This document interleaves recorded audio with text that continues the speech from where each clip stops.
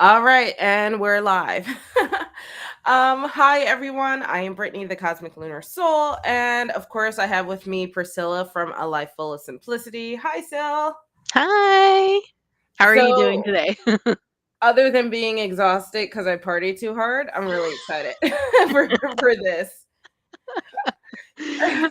Hey, Luke. Hi, Luke.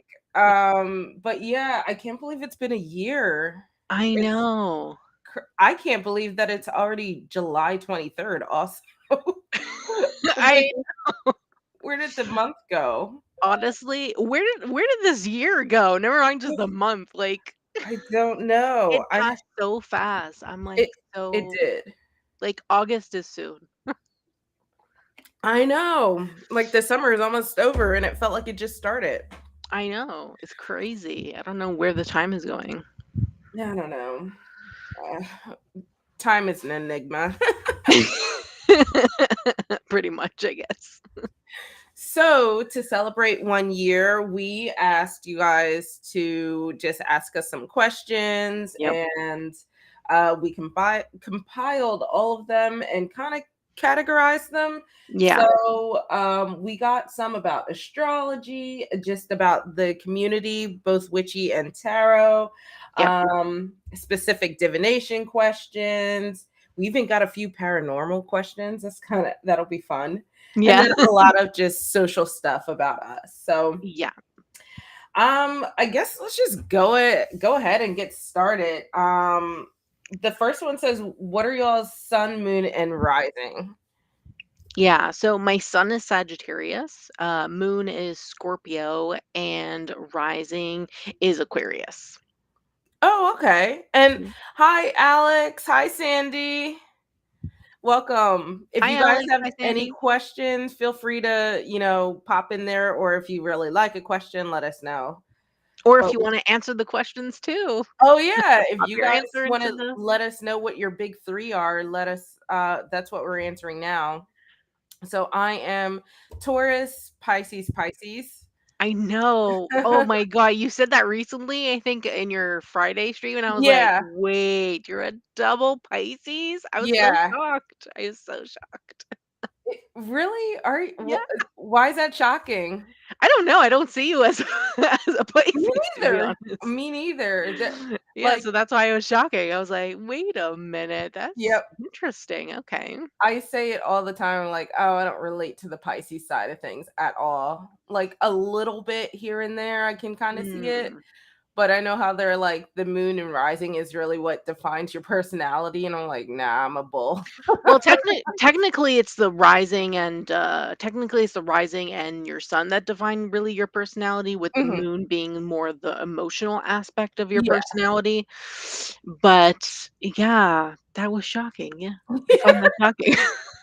Yeah, it's really funny because a lot of people what I don't know how, but I have a lot of astrology friends. Okay. So we were talking about our big 3 on Facebook, and I was like, "Oh yeah, I'm Taurus, Pisces, Pisces." And someone was like, "You don't have any Leo in your chart?" And I was like, "No." They were like, "No Aries?" I was like, "No." And they were like, "Why do you act like that?"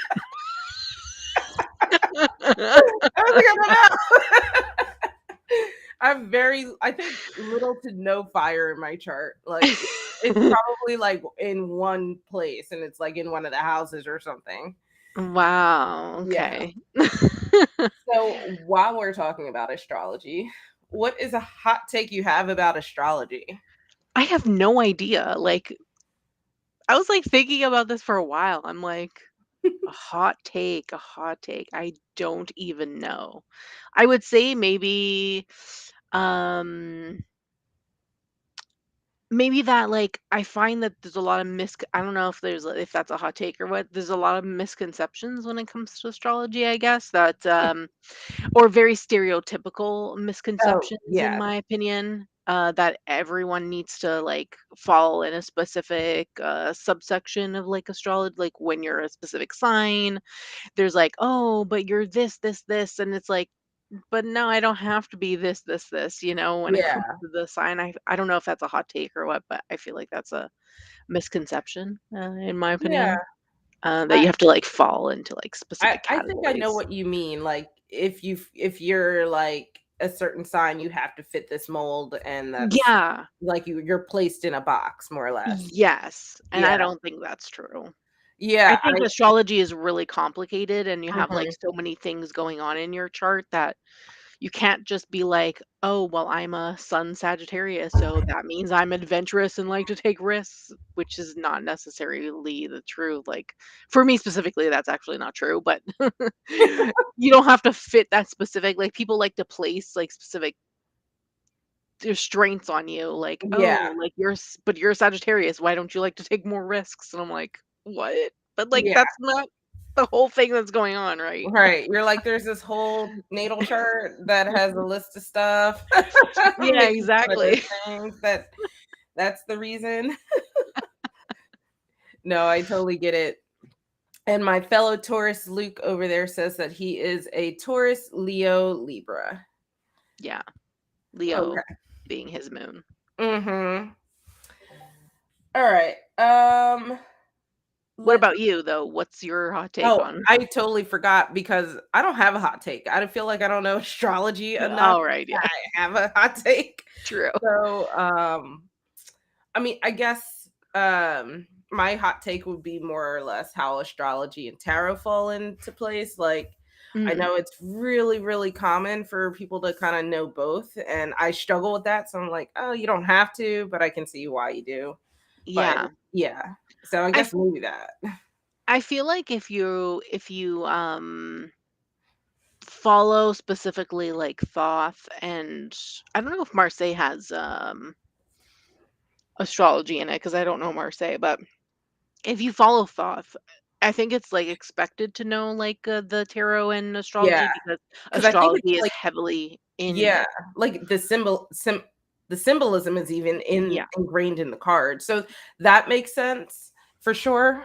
Um, but yeah, it's hard to remember it. I don't know what it is. It's my kryptonite. I'm Yeah. not good at it. And, it's funny, varying, Redbeard says Turians be stubborn. I'm like, "I'm not stubborn, I'm just always right, and I'm sorry."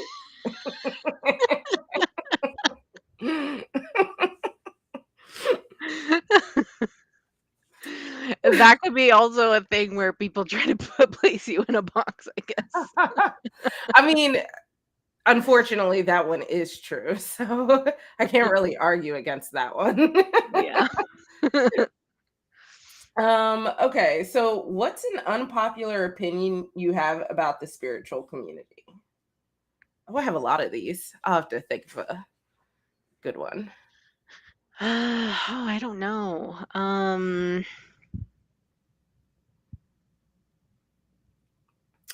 You want me to go first and you think about Yeah. it? Okay. Yeah. Yeah. My biggest, I think, unpopular opinion, it's probably not unpopular, but people don't like when you say it sometimes, but not everything is a sign. It grinds my gears when people are like, I stepped outside and the sun what like was covered by a cloud. What does this mean? Bro, I don't know, like it's cloudy? or or someone is just like, I keep looking at my phone and I keep seeing angel numbers. Stop looking at your phone. Oh, Like, yeah. we're surrounded by clocks. Stop looking at clocks, and then if you still see the numbers, then pay attention. Oh my gosh. I swear, like one person was like, three birds flew over my house. What does that mean? I'm like, are you serious? Are you trolling? What is going on right now? What? I can't stand that. Like that is one of the things that just immediately makes me angry. I would say, like, if you see a specific bird, the same specific bird or type of bird Right. constantly, then maybe that could be a sign, especially if you live in an area where you don't typically see that type of bird. But if like 3 particular birds are just flying overhead, Right. And there's I'm like, I no don't know, maybe you're in a migrational path. Like look it up. yeah.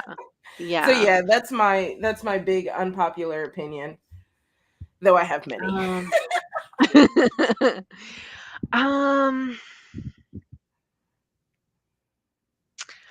I feel like I don't know if this would be an unpopular opinion, but I feel like there's no right or wrong way to do things Mhm. in your own practice, in my opinion. And sometimes in the spiritual community, I feel like people are always trying to police and be like, you need to do this, and this, and this to be considered this, and this. Yeah.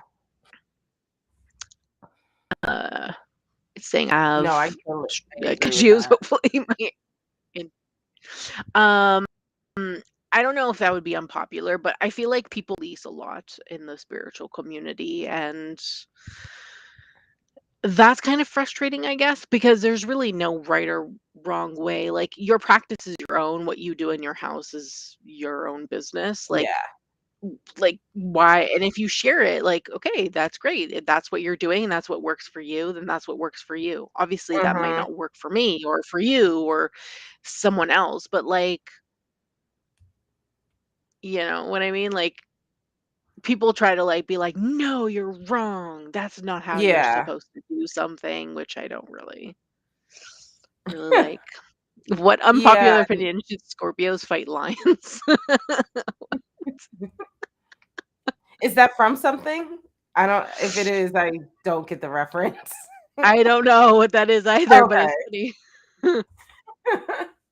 I think another thing that I dislike, and you probably noticed it on my videos, is people that like want to ask every single like question about what they should do instead of just doing it, because I feel Oh, like there's yeah. value in I mean, it's specifically witchcraft and like tarot.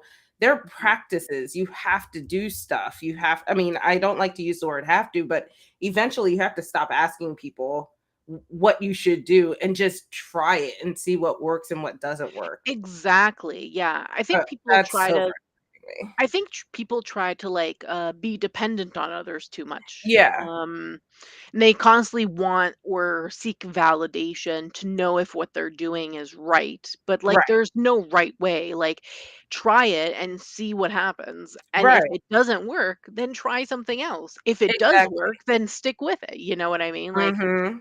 I personally, when I first started tarot, like I was just doing whatever and reading and whatnot, reading my guidebook and things like that, and just doing stuff. Right. I wasn't really in the YouTube realm, like watching YouTube yet. Uh-huh. And I wasn't really part of communities when I first started learning. So, like, for me specifically, I just did what I felt came naturally Mhm. without having to seek other people's validation for it. And I find that a lot of people need validation to know if what they're doing is right in any aspect of the Mhm. spiritual community, but just do you. Like Yeah. do you, you know? Like, try it out, see if you like it. If you don't, then or if you hit roadblocks, then you can go and say, "Hey, I did this, but I'm not sure, how this is going or how to, like, get over the hump or something," you know? So it's like Yeah, that's different in my opinion. Like yeah, if you're saying I did this, but I'm not sure if it's going well, that's a different thing. At least you tried it, you know? yeah. And Varying Redbeard said something interesting. It says talking is learning, but Mhm. also doing is learning as well. So there Yes, has to be a experiencing. healthy balance between what you're talking about and what you're actually experiencing, because Yeah. they have to mesh together. Yeah. Because I mean, it's Cuz like if that you're phrase, just all talk, no action kind of thing. Yeah, cuz if you're just talking but you haven't actually tried it, what are you going to be learning from just Right. talking? Like you have to actually try something and do something to see how the experience goes for yourself, because not everyone's experience is going to be the same. So you could talk about something at God knows the length that you'd like, Yeah. but the experience the experience of doing it yourself for you will be different compared to like if, for example, if Brittany did something that I did, her experience might be completely different to mine, right? So Mhm. like your experience might be different to mine compared to someone else who did this exact same thing also. So like talking is better when you've at least have some experience. Then you bring your experience and you can talk about your experience with other Mhm. people, and then you learn about other people's experiences, Mhm. but at least you're not comparing. And I feel like also the spiritual community compares a lot, but don't Yeah. compare. Like our all our practices are different, right? So Right, right. I like comparison to some degree, like in the sense like, oh, like taking people like ideas from other people. I like to compare in that regard, but not oh like yeah, yeah, yeah. competitive comparing. Me too, That's me too. where I kind of draw the line. Yeah, same. All right, let's see. Um we have a few questions about YouTube, so I'm gonna see if I can find them all. But let, let's do you have a favorite YouTube channel to learn from? Favorite YouTube channel to learn from? Yeah, Lisa Pappas, Mhm. formerly known as the Supportive Tarot on YouTube. I love her channel for learning. She actually has a free course that you can do. She has like a bunch of videos or whatever to learn tarot. Um, so I love her channel specifically for learning. Mhm. I also like Tarot Oracle. He also has a bunch of different free courses on Yeah. YouTube as well. His are pretty good as well. Uh, I think that's it for tarot. I don't think I've watched anyone else for learning purposes where someone has a Yeah. free course. I know that there's another channel that has a free thing on Thoth, but I can't remember the name of it right now. But really, I'm sure there's Remember. other people that have different courses and things that you can take on YouTube that are free. Yeah. In terms of that. But yeah, Lisa Papez and Tara Oracle are probably my favorites. Those I like those two as well. So I'll name some other ones. I like Georgina Toland. I like how she breaks things Mhm. down and she has like really calming voice. And she does like mock readings. I follow her channel for like Lenormand mostly. Okay. But she does do tarot, and I think she does something else as well. And then I actually like Dr. Mystical because he does kind of like he's mostly tarot, but he does talk about certain like witchy topics as well. Okay. But it's more so like it's less of this is how you do stuff and more like a discussion on his experiences. So Yeah. I kind of like that perspective. Mhm. And then um if you like a little bit more of a secular type channel for witchcraft, I like the Witch's Cookery. I Okay. think yeah, I think she's German, I think, but she has a really calming voice and I like some of the topics she picks to discuss. And then if you are into chaos magic, Ivy the Occultist is really Oh really yeah, I follow Ivy. yeah. In that realm, then the Witch of Wonderlust would be a good one also. Yeah, she's popular, not my favorite Y- though. I I mean, like her. yeah, there's nothing inherently wrong. It's just I don't know. Just not my favorite. Okay. Okay, so let's talk about a few YouTube things and I can reiterate if I need to. So, would you ever do YouTube full time? Why did you start your channel? And uh least favorite thing about running a YouTube channel? Okay, so I guess I'll start with why did I start my channel, then do Mhm. the full-time thing, then the least favorite thing about Yeah. It's in a that order. natural progression, yeah. Yeah. So, I actually started my channel specifically from Instagram. So the reason why I started the channel was because I was doing videos on Instagram, and Instagram, the algorithm was going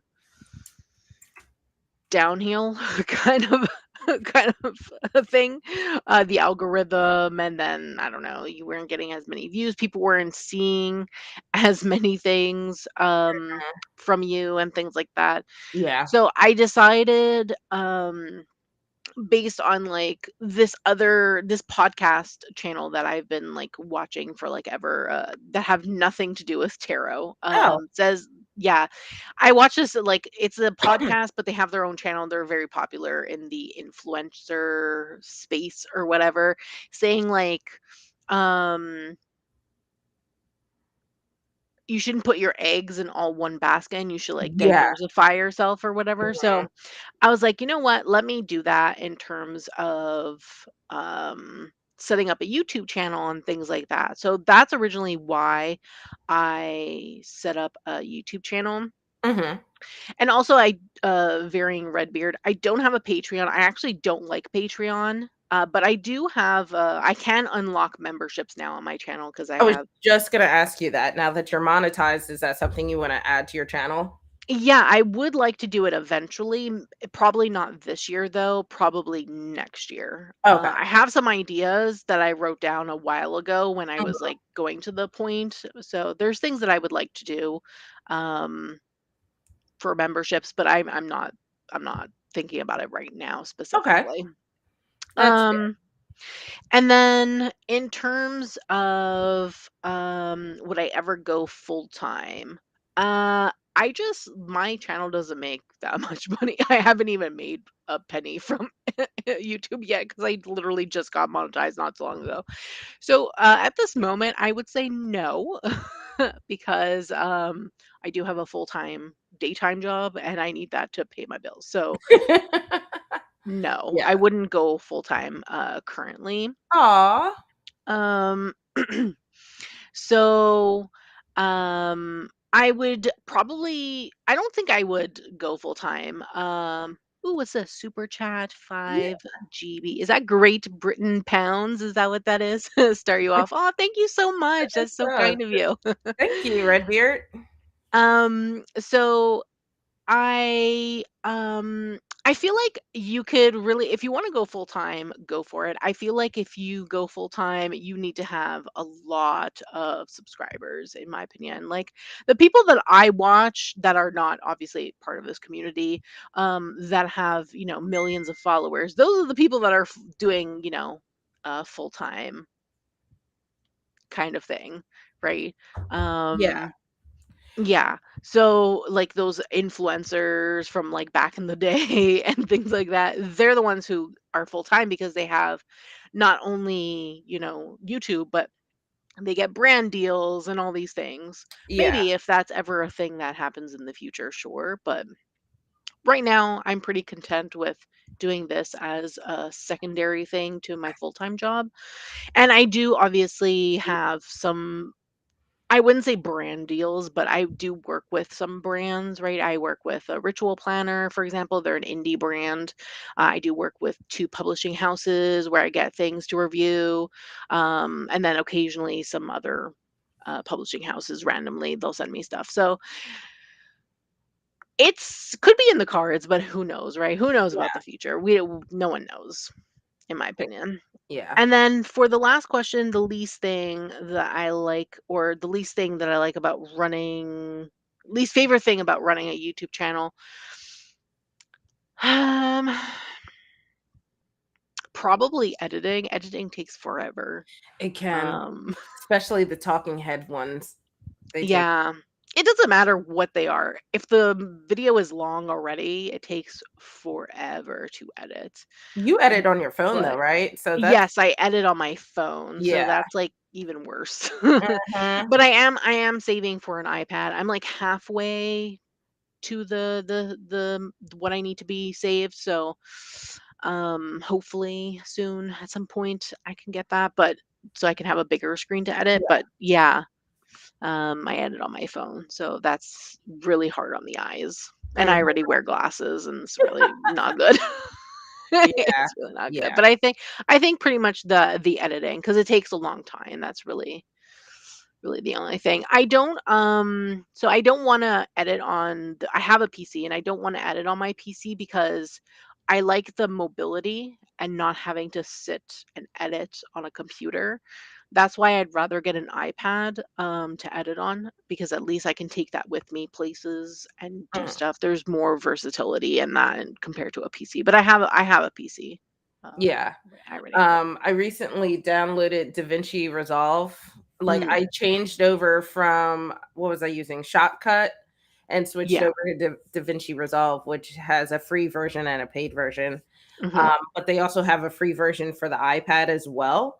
Okay. So, if I know ahead of time that I need to edit stuff, I can start well, I you should it's weird. It's weird. I haven't fully worked out the kinks, but you can edit everything the same exact way on your iPad as you would on the PC.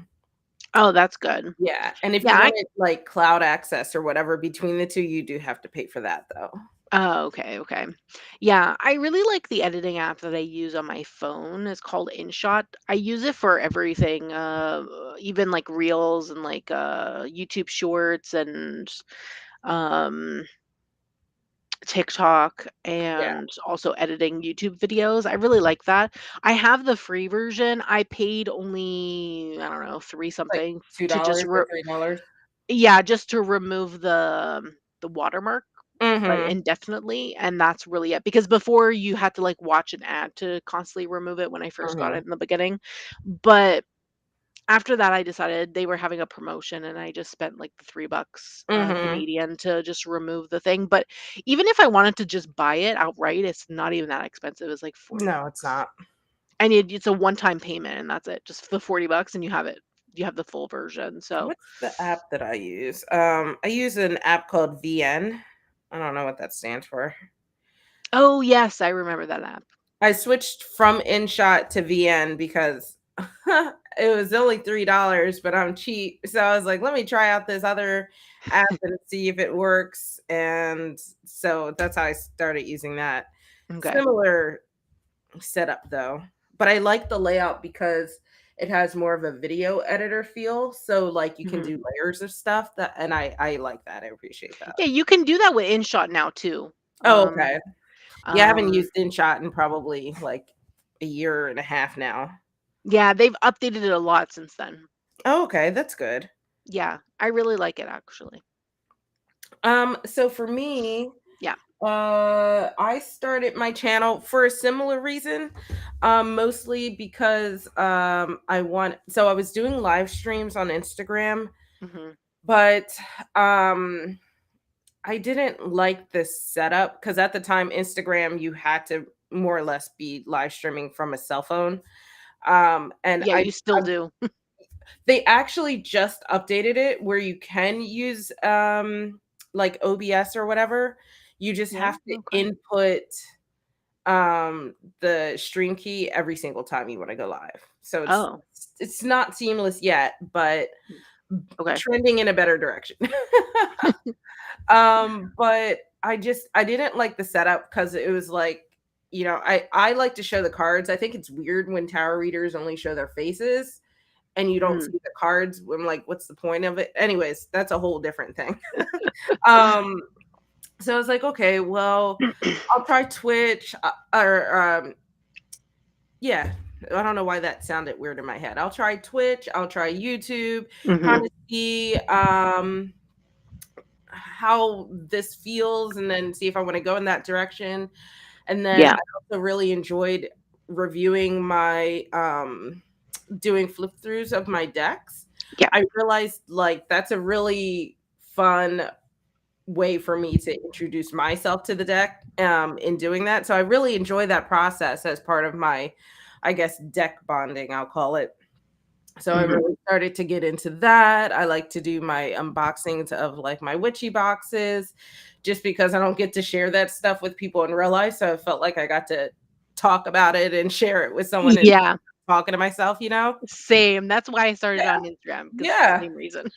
Because I found that I didn't like Instagram's long form content, and it was very clear that they were trending towards the short form TikTok style Yeah, content at the they time. got rid of, the Yeah. IGTV, they got rid of it. You Yeah, There's that's no not even a thing IGTV. anymore, and I Mhm. kinda saw the writing on the wall with that, just how things Yeah. were trending, and I was like, Mhm. "Same exact thing you said, don't have all my eggs all in one basket."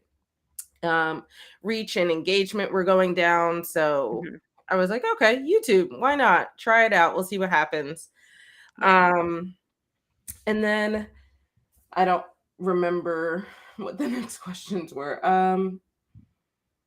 And that was why, so Oh, then and the then question was full time. yeah, full time, yeah. Realistically, uh realistically, YouTube can never replace my day job. I'm an Yeah. engineer. I'm never going to make engineering money off of YouTube.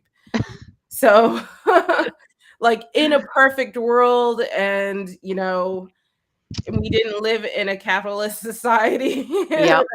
maybe I think that would be fun, like where I could just Mhm. focus on making content all day. But realistically, it's not going to happen. Um, I don't really know what the end goal is for the channel. I just want to continue to keep making it better. And Same. Redbeard, I appreciate that. Saying my setup looks nice. Yeah, your setup is Uh, good. Thank you. Always trying to make small improvements and Mhm. just it, switching it up, always improving. I like doing that, so it makes it fun and entertaining. And I guess I'll keep doing it until it's no Yeah. longer fun and entertaining.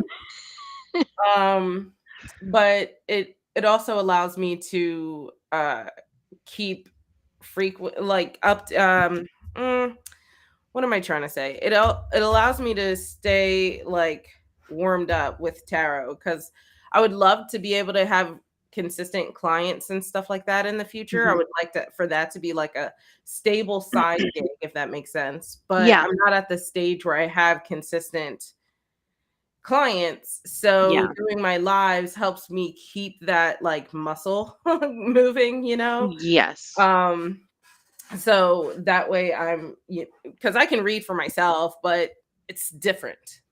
Yeah, yeah, yeah, for sure.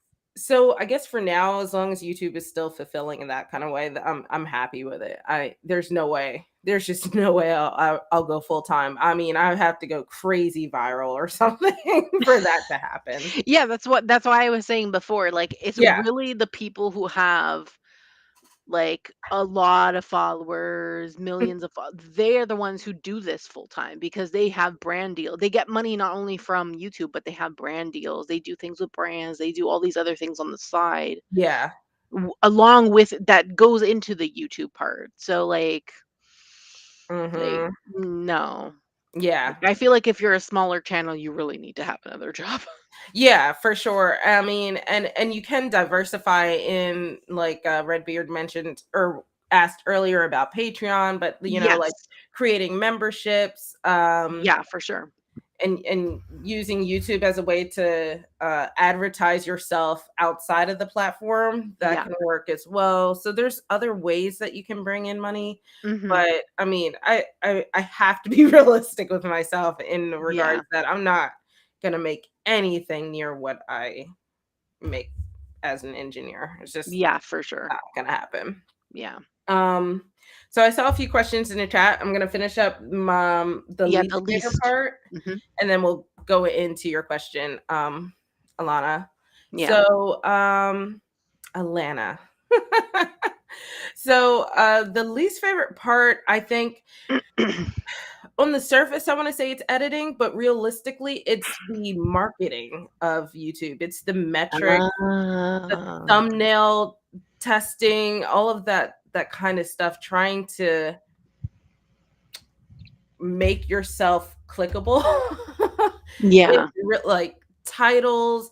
I spend a lot of time on my like personal YouTube account watching videos about how to improve your channel and thumbnail tips, title tips. I just watched one recently about creating a YouTube package before you even start scripting, and I'm like, I didn't even think about any of this. So it's that where if I want to keep growing, I have to get better at that, and it's hard because it's also an ever moving target. It's never the same. So YouTube a year Yeah. ago is not what it is today, No, exactly. and YouTube next year is not going to be what it is now. Nope. So while you're trying to learn the YouTube sphere, you also have to be adapting to the changes that are happening. Yeah. I So love marketing. I love all that stuff. I I would like it if I had a better handle on it, and I think I'm Yeah. getting there. I like when I can have like a rhythm of things where I'm like, I know this works and I can do it. But YouTube's Yeah. not like that. You kind of always have to be tweaking and adjusting and changing and Mhm. ugh. Yeah. Yeah. It's about growing with the system. And that's actually another point, Redbeard. It's like, how can I fit into the system while still being unique? Because Yeah. how can I make the system work for me Mhm. without just becoming another cog in the machine? It's a very delicate balance. Yeah, for sure. And so Alana asked, when did we when we first started, did we experience fluctuations in subscribers? Oh, yeah, for sure. Like, I, all the time, I was like, actually. that's not a first started thing, like that's constant. Yeah. Yeah, literally. Yeah, I, um I experience fluctuations all the time, and it's always when I'm about to hit, like, a milestone. It'll, like I'll, that's how you like notice it. oh my god, I'll have, like, a bunch of, like, followers, and then all of a sudden I'll lose a bunch of followers, and I'm just like, "Wait, what did I do? What's going on? What happened?" I think, especially on Instagram, and I think YouTube does it as well. I think there's like an automated system that purges bots. Oh, So, I don't know. I have or no clue. yeah, I spend too much time researching this stuff for some reason, but I think that's what's happening. I mean, of course, people are also subscribing, unsubscribing, following, unfollowing, but when you Yeah, have like probably. the big dips or whatever, but Yeah. nothing has changed. Usually, it's just the system clearing out Mhm. fake accounts and stuff like that. Oh, okay. Yeah. Yeah. So So it was really weird because, like, oh god, who was it? Hold on. Um, I know when Violet mm, was, promoting to try to get me to 1,000 on her Discord it channel. kept going up and down. It Yeah. was like, I don't know, I was almost there, like, at one point, I checked, and it was like, I only needed 1 more left, and then Hmm. the next day, I looked, and it was like, I needed, like, 6 more people. I'm like, Yeah. "Wait, what happened?" Yep. I was like, "What's going on?"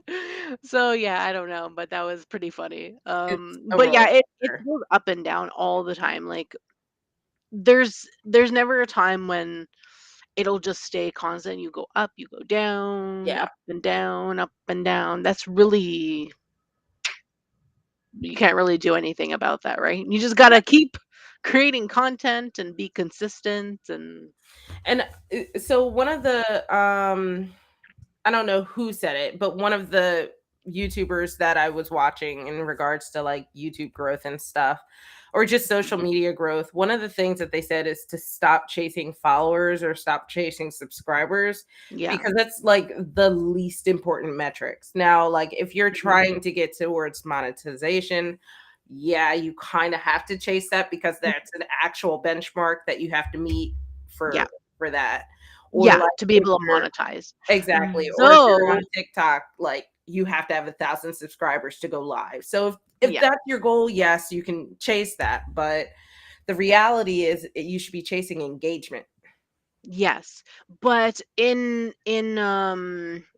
YouTube, they've actually recently changed their monetization They practices, which did. actually is better for smaller channels, in my opinion. Mhm. The only thing you'll unlock a lot of stuff at like 500 subs now.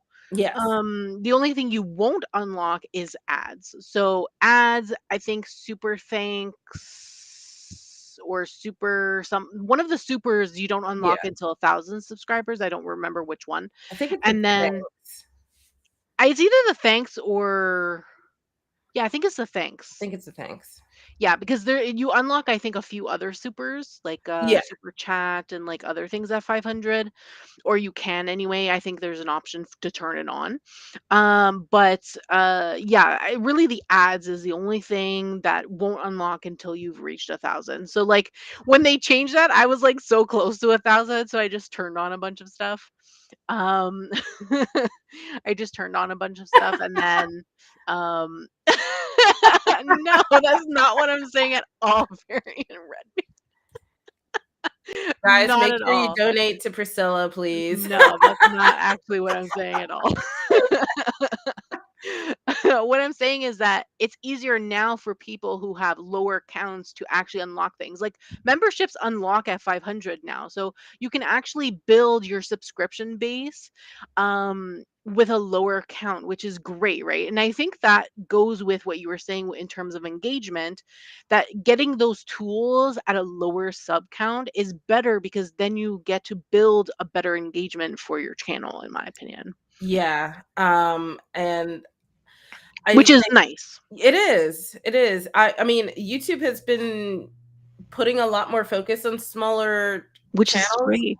over the past year, Yeah. which just like I was saying, YouTube a year ago is not YouTube today. So Yes. it's actually very appreciative because I feel like a lot of places don't do that. And one of No. the things that it was always the debate between Twitch or YouTube as a Mhm. streamer was that it took so long to get to monetization. Yeah. Um, so whereas Twitch, it was easy to get to affiliate. I say easy, Yeah. but way easier. Yeah. So now that they're making it, kind of leveling out the playing field and Yeah. stuff like that, I feel like there's a lot of ways you can benefit on YouTube if you Yeah. at it. And the reason why they're making those changes is because of Twitch, right? Because Twitch Mhm, is their biggest competitor when you talk about live streaming and things, they would be their biggest competitor when it comes to mhm. video making and things like that. And I know Twitch is specifically for live streaming, but YouTube also has the live streaming, and I think they're really trying really hard to make things better for YouTubers, especially someone who wants to start out with YouTube. That way, they will choose their platform over Twitch, Yeah, right? I So, think so too. And Twitch yeah, went through a lot of tumultuous rule changes and stuff like that. So I yeah, think YouTube is trying to capitalize on them in their little downswing. I yeah, think YouTube's trying to pull those people over to yeah. their platform. And then Alana mentioned, having trouble keeping up motivation. Yeah, motivation is a big factor when it comes to YouTube, in my opinion, because building engagement requires consistency. It's Yeah. not only about any of the other things. Like is engagement would be the most popular, like you said before. So being consistent is where you build engagement, where you build and keep subscribers and followers, if that's something that you would like to keep looking at to Mhm. build to be able to get to that monetization point, right? So yeah, motivation is a big factor. Yeah. I would say when it comes to like your vision and your content, it's really about doing things that you love. If you're doing something that you don't like with your channel, then yeah, you'll lack motivation because you're not loving what it is you're doing. I would say creating like a vision board for yourself of how Ooh, you want your channel to be would probably be a good thing to see and lay it out to see like what exactly do I want to envision for my channel? What kind of yeah. content makes me happy? What kind of content do I want to continue doing for my channel? Um, and build on that and make like a vision board for yourself. You can even Google or YouTube vision boards and things like that and see what other people are talking about on how to make that and things like that to get inspiration, even going on like Pinterest and things to create a using help having that to help you create a vision board also is Mhm, really good, but that could probably help you with, creating and finding vision and things like that. mhm. That's a good idea. Yep. Hi, Cheyenne. Cheyenne. Hopefully, I Cheyenne?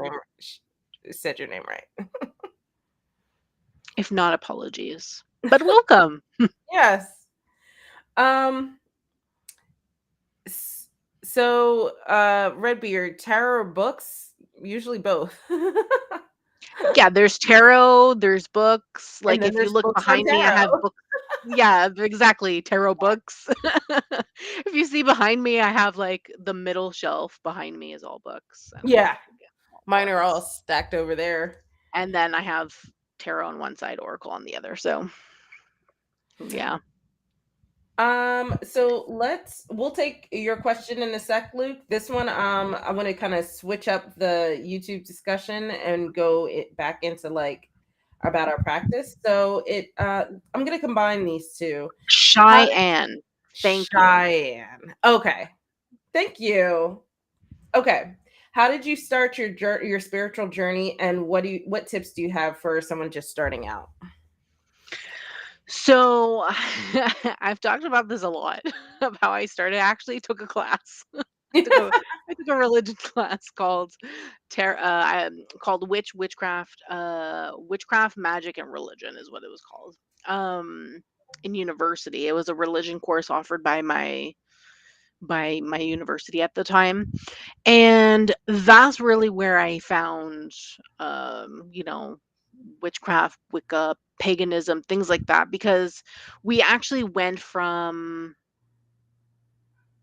like like older times up until like modern times Mm, of witchcraft and okay. things. So we talked about like Salem witch trials, even though Yeah, it wasn't of actual course. witches that was burned, it was just regular people that, Of you know, course. people didn't conform to To like society. the Yeah. society and things like that.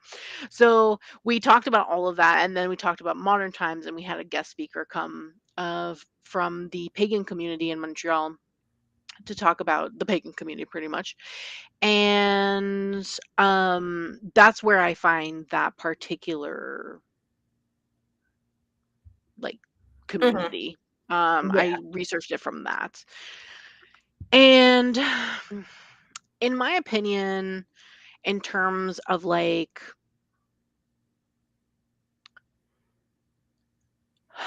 advice on how to start or what to do or whatever the question was. I don't even remember what the second question was, but like when you're starting out, Yeah, tips for um, beginners. Just yeah, starting out.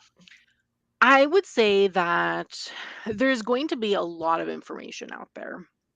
And not all the information, like there's going to be a lot of information. So you should really do your research and don't just look at one source for information. Mhm. Look at multiple sources for information, because sometimes you'll find sources and they might be outdated, Yeah. or you might find modern sources but maybe they're problematic, or you might find like other sources, and like there's like so much out there in terms of like when it comes to witchcraft, Wicca, paganism, when it comes to tarot, oracle, any kind of divination method and things like that. There's like so much information. I would Mhm. say take what you can from multiple sources. Take what you want, leave what you don't, Yeah. and then go with what you want in terms of that. In regards to anything that you're doing, whether it be Mhm. looking into witchcraft or not, just looking into divination. It's really just about research and not taking something from one particular source. That would be like Totally agree. my main advice, I guess, for beginners, because it's very overwhelming when you're searching for the first time Yeah. and you just don't know. You're like looking at all these things, you're like, "What?" So much stuff, and there is gonna be a Mhm. lot of information. So take it slow, write notes, I don't know, keep a book where you have little notes and things like that if you like to do those kind of things, in terms of, like, study, I guess. Yeah. Um, so that would be my advice for, like, beginners if you're, like, starting out. Um, I think for me, well, I guess I started, just as like a health and wellness kind of thing. That's kind of how Mhm. I fell into witchcraft, and Okay. then kind of accidentally fell into tarot because I bought my friend a tarot deck and I was like, this seems cool. Because I wanted to make sure it's like buying her the right thing. So I had to research it. And in Mhm. my research, I was like, oh, this seems fun. I'll try it out. If I hate it, then I mean, I got the Rider Waite Smith deck. It was cheap. So, whatever. But Yeah. so I kind of accidentally fell into that. But I think so still I would probably give the same tip. So I'll just like in lieu of repeating what you said, Yeah. I'll say that, sometimes people have a hard time focusing on what they should start with first. Oh, There's a yeah. lot of Mhm. videos and books out there, like, the basics of whatever. Yeah, But to be honest, like, figure out what it is that drew you in the first place and dive down exactly. that, and then Mhm. usually in your research, other interesting things pop up, and then you can go and Yeah, explore them. So it's basically like a a tree, like, everything starts to branch off, and that's how you yeah, start to find new topics to explore. And I would also say that it's okay if you start exploring a topic and realize it's not for you. You don't have to commit to it. yeah, And sometimes it's interesting just to learn it, just so you have an idea about it, but it doesn't mean it has to be part of your practice just because you spent like a month researching it or something. exactly. Yeah. Yeah, I totally agree. Um, Okay, what's going on here? We have, like, a few questions. Let's see, yes. could I ask one question? Fave book, Dune or Lord of the Rings? I've never read either of those, though I've watched Lord of the Rings like no tomorrow. Um, I've so watched Lord of the Rings so many times. movie-wise, Lord of the Rings. Okay. Absolutely. Like Dune was awesome. I mean, I only recently got into Dune. I saw the first one, or Yeah, I me guess too. it's The a first re movie was really good. yeah, it was good, but, like, Lord of the Rings to me is just the world building was glorious, and In the I just books? yeah, no, in the movies, just like Oh, yes, the movies were amazing. I watched all of them in theaters. I oh, watched all of yeah, them on VHS because I own them on VHS. VHS, and then I watched them all on DVD, like, Yep. I watched them so many times. The lore behind Lord of the Rings is just I love it. I like both fantasy and sci-fi equally, but I don't know. Lord of the Rings also is very nostalgic to Mhm. me because like that was half my identity in high school. So I was Yeah. obsessed with Lord of the Rings. Um and I would probably say if I pick like a favorite book, it would probably be Harry Potter because they like I Yes, me that was too. like my formative years, so it was a book that literally I read from 5th grade to 12th grade. Yeah, same. I have the full collect I have a special edition box set of the Harry Potter books where it came Yeah. in like a box that looks like a Harry Potter parcel. Oh, that's so cool. Yeah, I have it on my shelf, but you can't see it. It's like behind my chair. So, yeah, but I have Yeah. that. I I love used to go to, like, I would pre-order the books, and then I would get tickets for the book releases, Oh, that's so fun. and oh my gosh, I love it. I even accidentally bought a Harry Potter T-shirt and didn't realize it. It I didn't actually dawn on me. I actually do have a Harry Potter shirt. Yeah. I should wear it So sometime on the street. I can't fit mine anymore. I have to turn it into, like, a scarf or something. But Also, Luke had a question. I don't know if you yeah, wanted to answer that now in case it that question, got I'm gonna buried. star it. We're gonna come back to that, Luke, because there Okay. actually are some questions that match up with this. So Okay, I perfect. think, we'll just kinda hop around.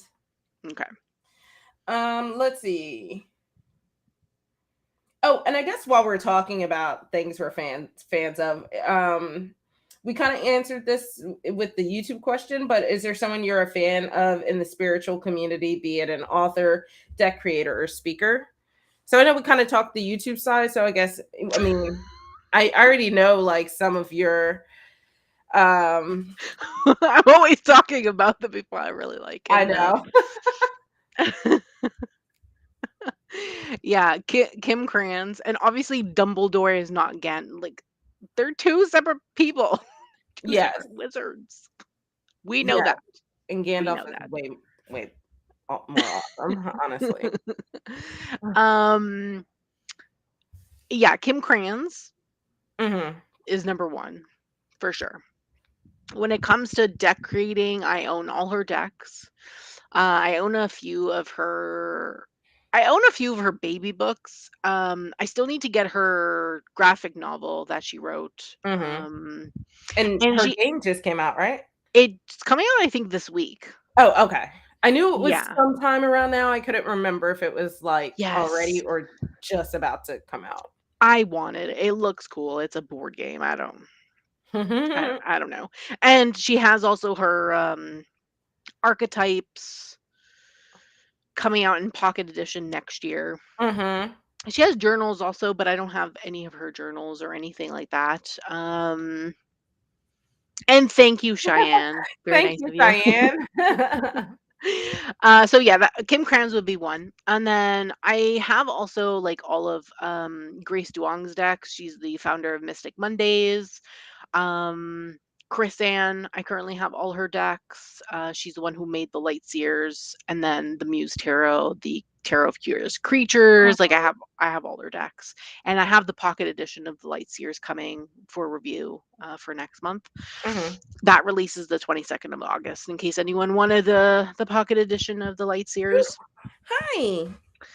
And oh, did one of your cats go? Yes. Come on.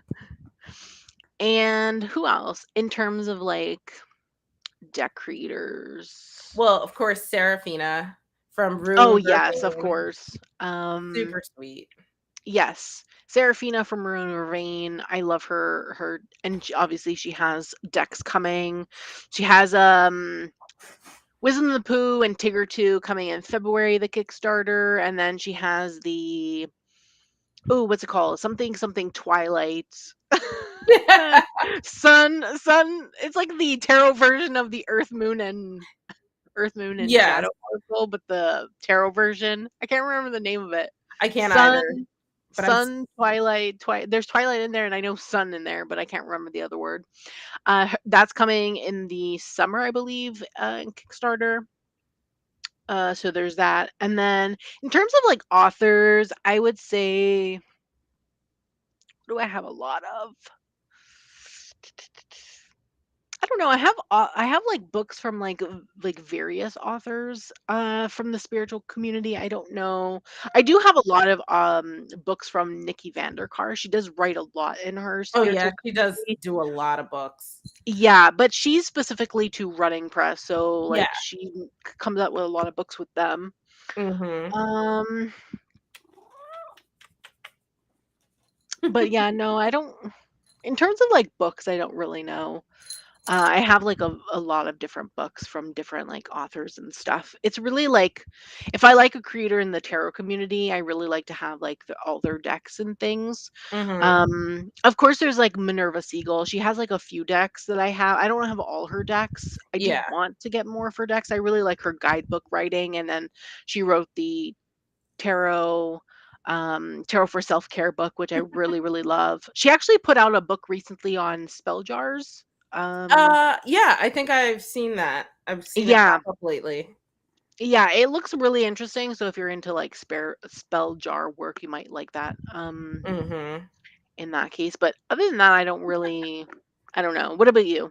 This is Luna, everyone. Hi. Hi, Luna. She always steals the show. It's okay. I like Matt Oren. I like his Oh concept yes, on like witchcraft, and I like how I mean it's a fairly secular book, I would say. His Psychic Witch. Psychic Witch. Yeah. I was Do like, "Oh you my have god." his second book? Not yet. It's on my Okay. wish list. I just haven't purchased it yet. Um Oh, you didn't. You should check it out. See if it's on sale at Llewellyn. oh, Is I the sale still should. is the sale still going for because Llewellyn's having a sale if you're in the US, take advantage, 35% off. They still having the sale or did Let it me end see. already? And tomorrow. Okay, so Mm. there you go. You get 35% off and you can get a new book. Yeah, okay. Well, I don't know why I didn't think of that. But I like his books. Mhm. I like so we already mentioned Serafina.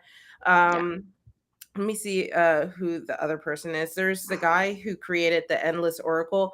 He's just so fun to watch on Instagram. He's just so Yes. adorable.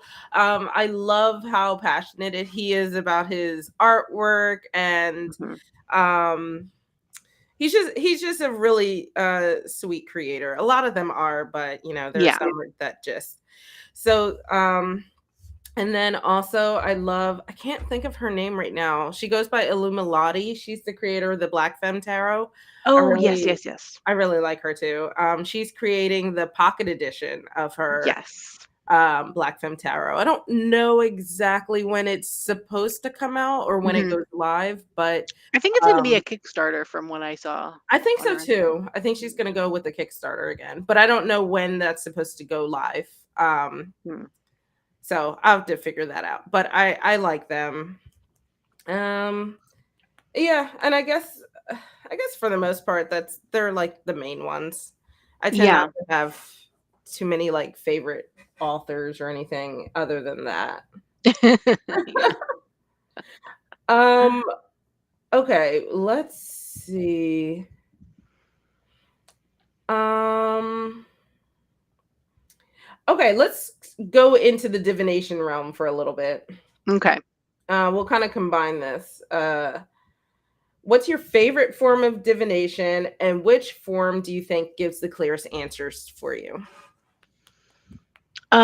Favorite would probably be tarot and oracle. Those are probably my favorites. Hmm. Those are the ones I typically collect. Clearest answers, probably tarot. Hmm. I would guess, yeah. Yeah, tarot Yeah. and oracle are my favorites. Tarot would probably be the clearest. Um. So I think for me, I think my favorites are probably tarot and my bones, my Mhm. bone set, Yeah. and clearest. So when I think about clearest, I don't necessarily think it has to be the most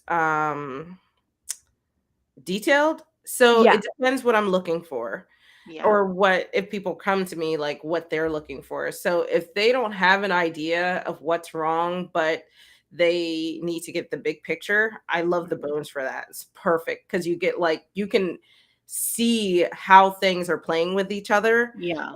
It doesn't give very specific answers though. So if you see an issue that's highlighted, then I like to go into tarot because that gives more detail and you can start to dive and pick Yeah. out the things that you're really looking for. That makes sense. That makes sense. Redbeard said, "Stop feeding the cat and save up and get it. I have two kitty mouths to feed, okay? And she's the smaller one."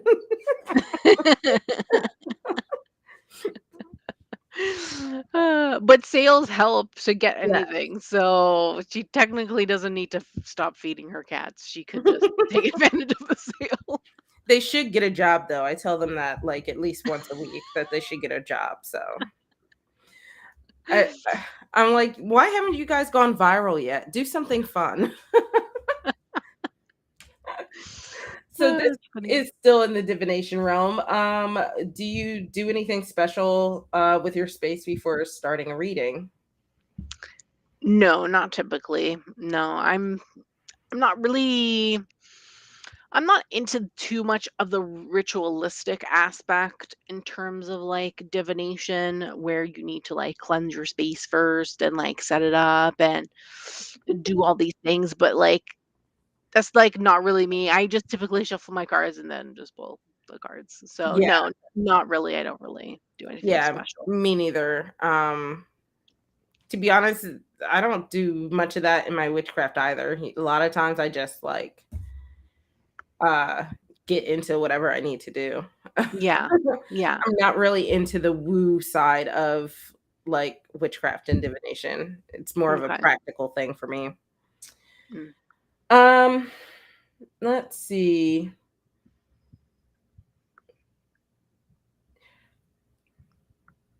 We've answered a few of these before, so I'm going to skip around because I know like we have a lot of questions. So I want to Yeah. get to the stuff that I know we haven't really spoken about before.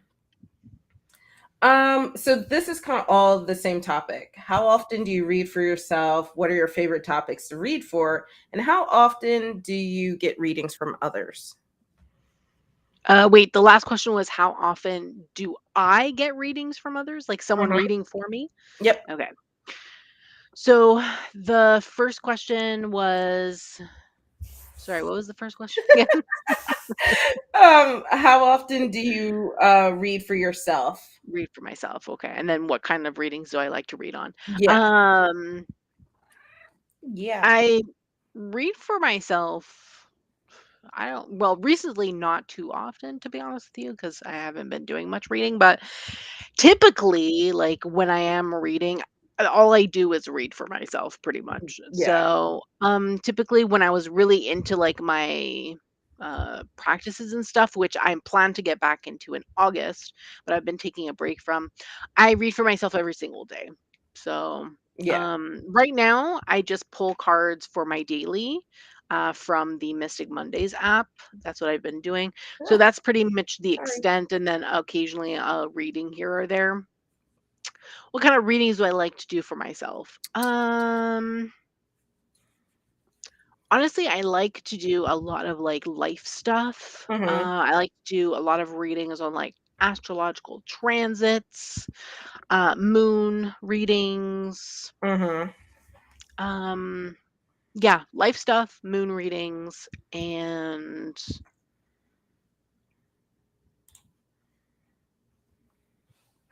astrological transits and things. Yeah. That's pretty much, I think, my main Your main thing. And yeah, then my main thing.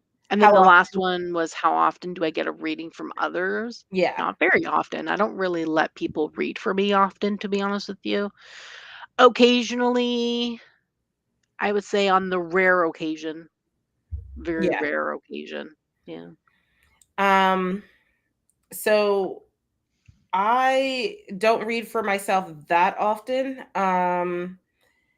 Every once in a while I'll feel compelled to do like a midweek check-in, or if Mhm. there's like a situation I'm mulling over, just pull some cards and kind of get a little spark of inspiration for. So Yeah. it's very haphazard.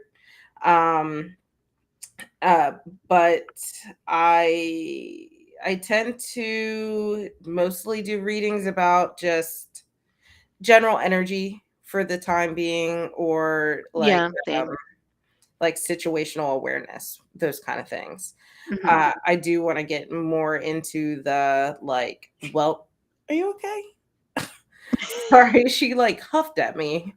I do want to get into the more like um wellness side of tarot as well. So that's kind of my plan for next year as I kind of mesh out what I want that to look like. Okay. And I'm like you, I almost never let people read for me. Mhm. When I first started, I would like accept trades, mostly in Facebook groups, Okay.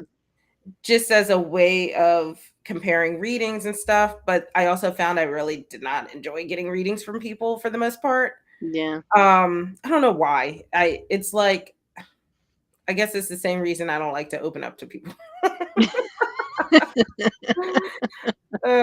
Shadow work. Ugh. You and the universe can mind your business. And varying Redbeard, there was 51 questions. Yeah. Some I've been combining, some we've Yeah. actually answered previously, so I didn't like, I've been kind of skipping around. Yeah. Um and then others are kind of like, there was one like our top website and app to learn tarot. We actually did like a whole thing, a whole video about this. Yeah, So we that's did why actually 2 videos on tarot resources. yeah. One Oh when I yeah. lost my power. Yeah, so we have a part 1 and a part 2, so that's why Yeah. I kinda just have been skipping around, um, in that regard. Um, let's see. Okay, since we're here with the pets, that Yes. we have our paranormal questions. Oh, yeah, those were fun. I was like, "Oh my god, paranormal." So, do you believe pets can see the paranormal? And then, have you had any paranormal activity? And I'm actually going to combine this with a previous question. It was about any big synchronicities. Synchronicities, yes, Yeah, that we've synchronicities, experienced. yeah. I don't know why that felt weird to say. So I'm kind of combining them all into one. Hmm. I don't have any pets, but I'm going to say yes, that pets could probably see paranormal activity, probably more than we can, in my opinion. Hmm. Since pets have like higher senses than us. So I'm gonna say yes for that. And then in terms of paranormal activity, I would say not since I was a child, in my opinion. When I was a child, like around 4 or 5, I used to wake up screaming in the middle of the night and point to a corner of my room where there was nothing there and say that there was a man standing there. Oh, that's terrifying. Yeah. So that's the only thing that I would say paranormal activity wise. I haven't sensed or seen anything Hmm. since then. And in terms of synchronicities, I don't think so. I don't think I've had any big synchronicities in my life. I don't think anyway. Not that I've noticed. Who knows? Maybe the universe is like, Who's "You're screaming missing at you? this." Yeah, who knows? That's actually hilarious. I agree with you. I think pets can, I don't know that I would necessarily call it like paranormal. I don't know what it is, but I would say that pets can sense, they can definitely sense different energies than we can. Yeah. And so whatever that energy is to you, I think they can definitely tap into that. Mhm. Um because it's, I mean, it's fairly scientifically proven that cats can um they can well, pets in general, they can sense, changes in your body that we can't. Yes. So I feel like it's logically makes sense that they can sense other things as well, Mhm. that we can't.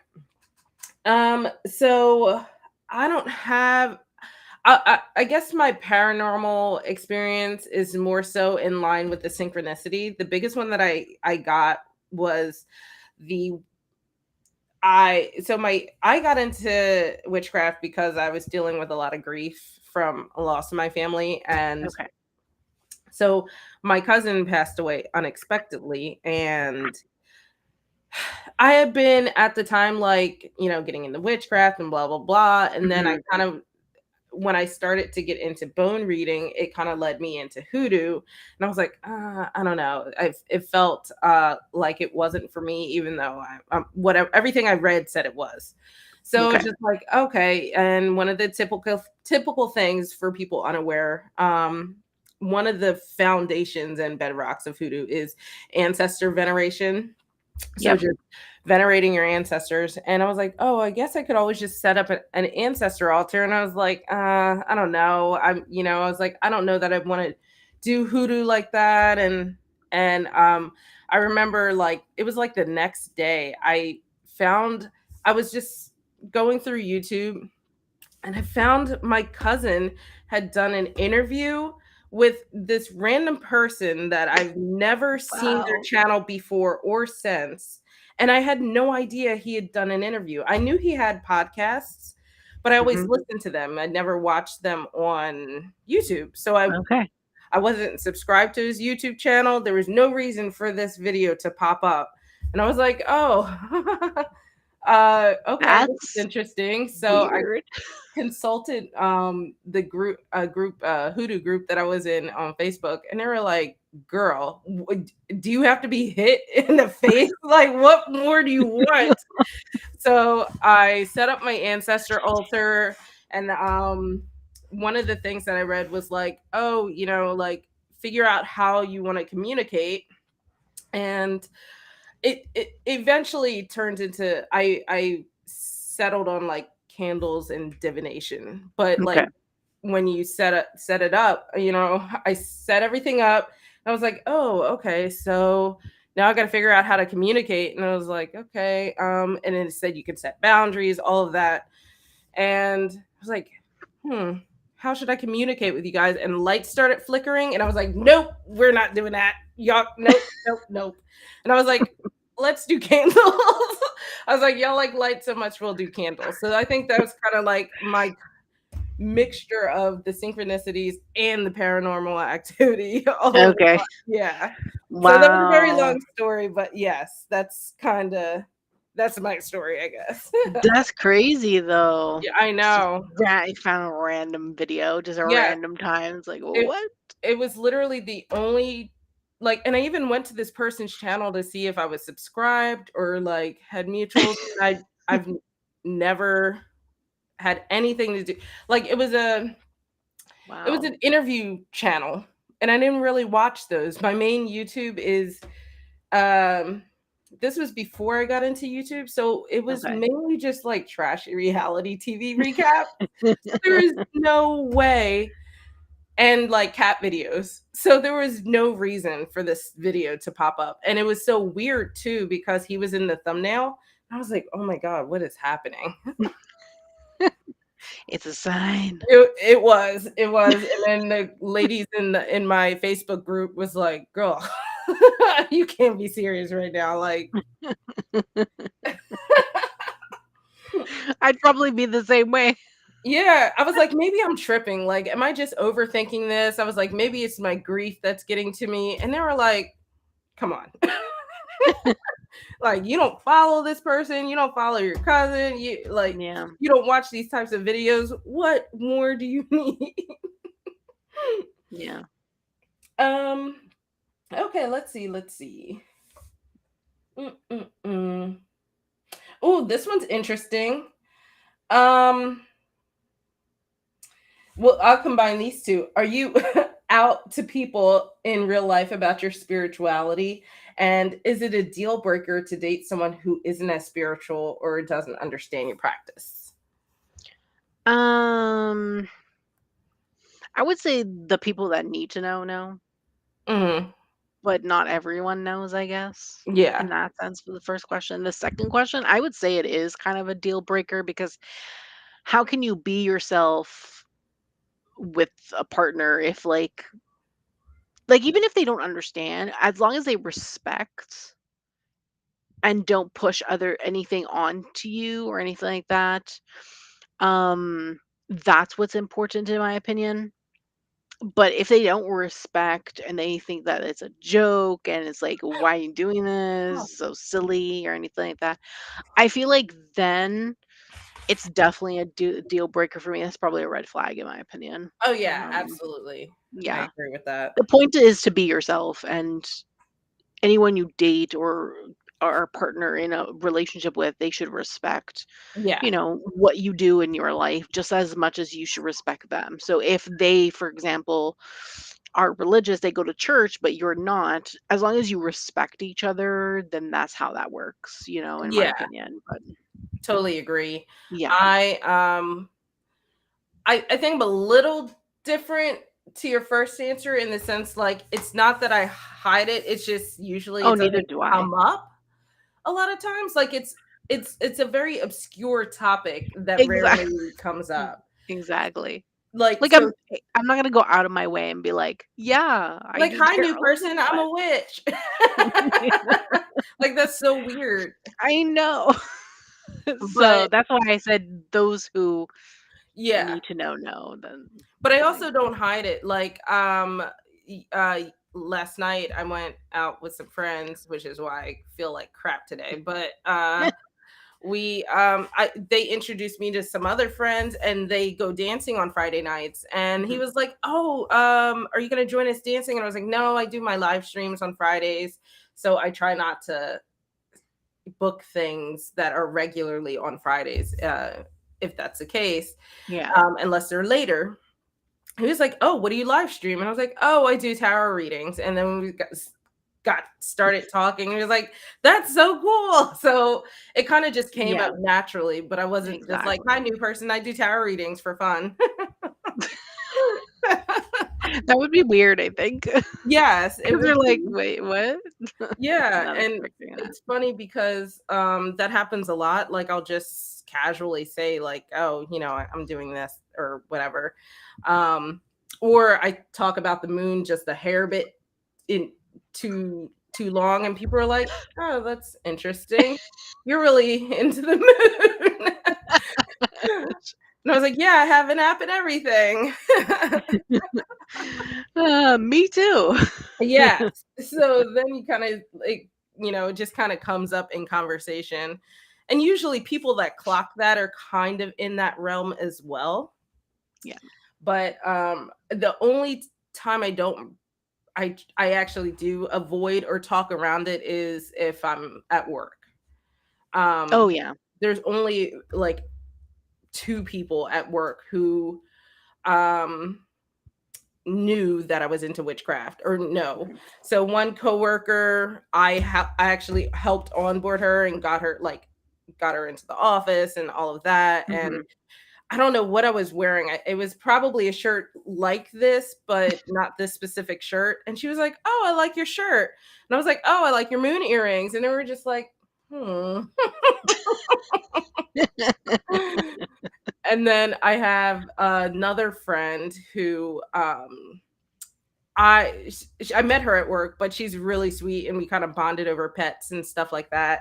Mhm. And she would just say certain things and I would say certain things and then we kind of realized like, oh, we're kind of into the similar sphere. She's more of the like spiritual Reiki side and I'm more of the Mhm. like witchy tarot side. So it's Yeah. yeah. Like she even went to like I think she went to a summer solstice event with some friends. Cool. Yeah. So I don't hide it, but I'm also I do um I am particular when I'm in certain spheres. Yeah. Same. Same. I'm the same way. Okay, let's see. Um I think we have a few of this question. How did we first or how did we meet? I guess it's a variety of how did we meet. Do we have I only think that we have one question like that. There was one that says, "How did you both become so connected?" And then, "How did you meet?" And then Yeah, we could probably. those kind of seem like the same to me.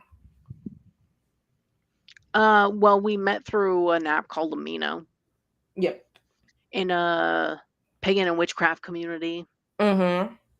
I think we met originally in the tarot chat. Yeah, Sil was the co-host of the tarot Yeah. chat and I just joined and didn't annoy her too much and she was like, "Oh, I actually like this weirdo." Yeah, and then I think we bonded more in the Witch Tubers chat, which originally was hosted by someone else. Yeah. And then eventually I started hosting it. Yeah, cuz I think at the time um I think oh gosh, that chat has I mean, man, we've been doing this for a while. Yeah. I think because you had already had like a nice established channel, and then I think we had been talking on the side because I was trying to like figure out what I wanted my channel to look like. Yeah. And so that's how we kind of bonded over that as well. Mhm. Yeah. Yeah. And we And also have like similar ideals about tarot and just yeah. community in general so that it makes it easy, not that we have to agree Exactly. on everything, but it No. having similar ideals makes that easier. Yeah, for sure. It um it it helps with the connection. for sure, for sure. Please use this as your introduction to every single new person you encounter from this moment on. i I just need to get business cards that say hello, I'm a witch. And then just give And them then out. just walk away. Oh goodness. Okay, Oh, that's funny. so we're kind of transitioning into like off topic kind of thing, so I'm gonna bring Luke's question back up. 'Cause Yes. that one was interesting. So one thing you could not go a day without, whether it be spiritual, daily life, or just stranded on an island. Oh my god. I mean, is it superficial to say my phone? Same though. Like I know it's bad, but Yeah. man. Yeah. I wanna say my phone too, but, like, Mhm. yeah. The thing is, if you're stranded on an island, you can't charge that thing after because there's no plugs. I know. But the good So news is I could hopefully make one call or send one ping and then they can find me. I'll just send my location to someone before my phone dies. And it's waterproof too, so if we get like tossed off a raft, it'll be good. So it's perfect. But it's definitely my phone. convenient. Yeah. Hopefully, there's cell reception on the island. That's all. It's just phones have become such an integral part of our lives. Like, Yes. I mean, I wear And a watch, but for the most part, people keep time with it. The calendars, yeah, contacts. I only know my yeah, mom's number. Um, eh, same. directions. What am I Yeah. gonna look like pulling And out the a funny map? and the funny thing is, I don't know about you because we grew up in like similar time frames, I guess, because Yeah, we were both were you're not that older than me. I grew up with there was no such thing as really a cell phone back when I was growing up. And mhm, then when they started coming out with like more things, they were like flip yeah. phones and things like Ooh, that. love my So flip phone. yeah. So phones weren't really like integral part of like my childhood or anything. So I grew up without Yeah, phones. Like I grew up during a time where I still had dial-up internet for a yeah, long while. So yep. I remember feeling like I was a badass when my mom upgraded us to DSL.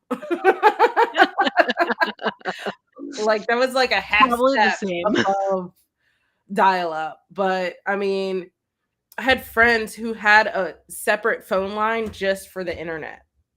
So that way people could actually use the landline. Oh, we Wow. didn't. So no We one didn't could call either. us We and didn't we either. couldn't call out. I was We like, had "You to can just email me." And now yeah, today, if you email me, I'm like, "Who emails?" email, MSN. Oh, the good old days, honestly. Cheyenne, I definitely, like, Lost on an Island went full Castaway in my mind, and I was like, "We have a raft that we built, we have Wilson, we're trying to get off the island." That was what was playing in my mind. 12? Wow.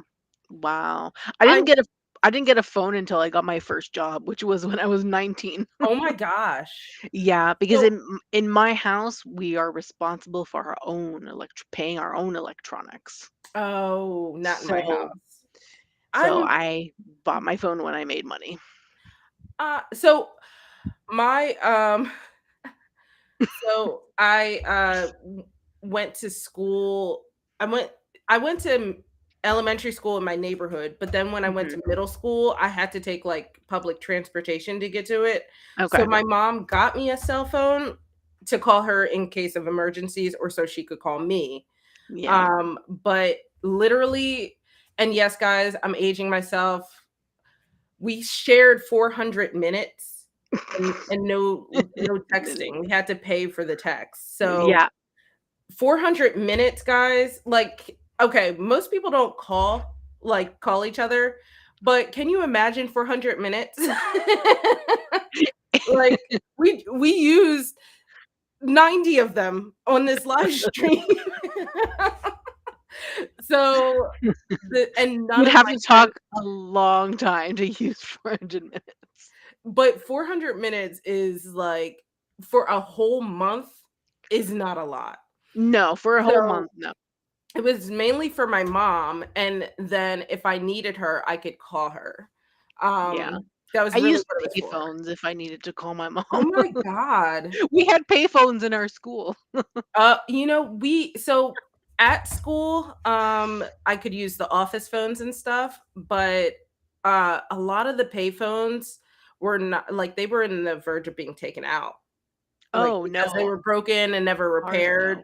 Yeah, we Oh, didn't ours have were working fine.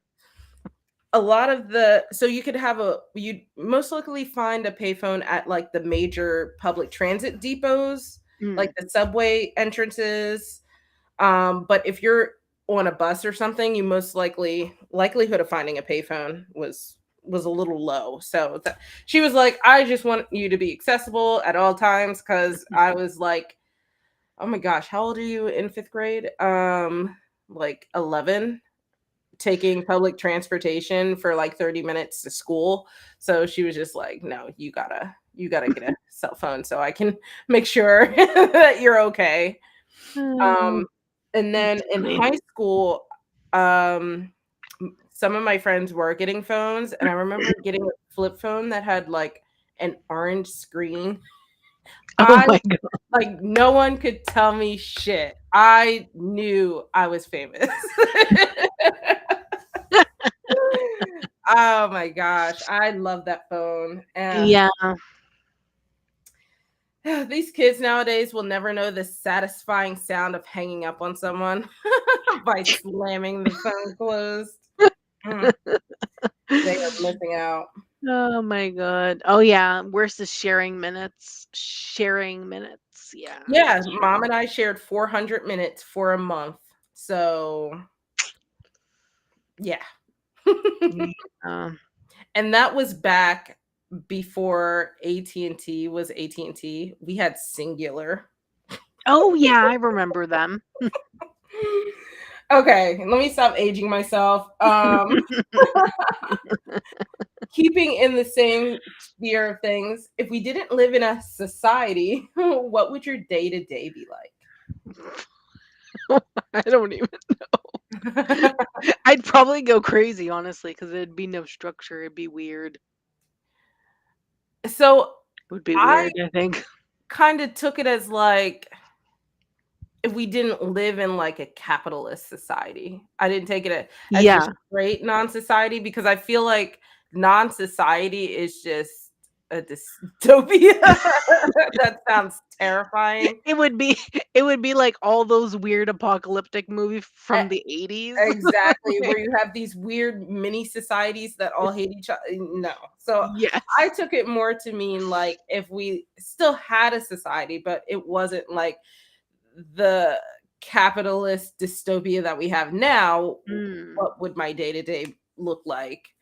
So, I mean, I feel like you wouldn't have the pressures of having to like pay for everything or Oh, be true. homeless.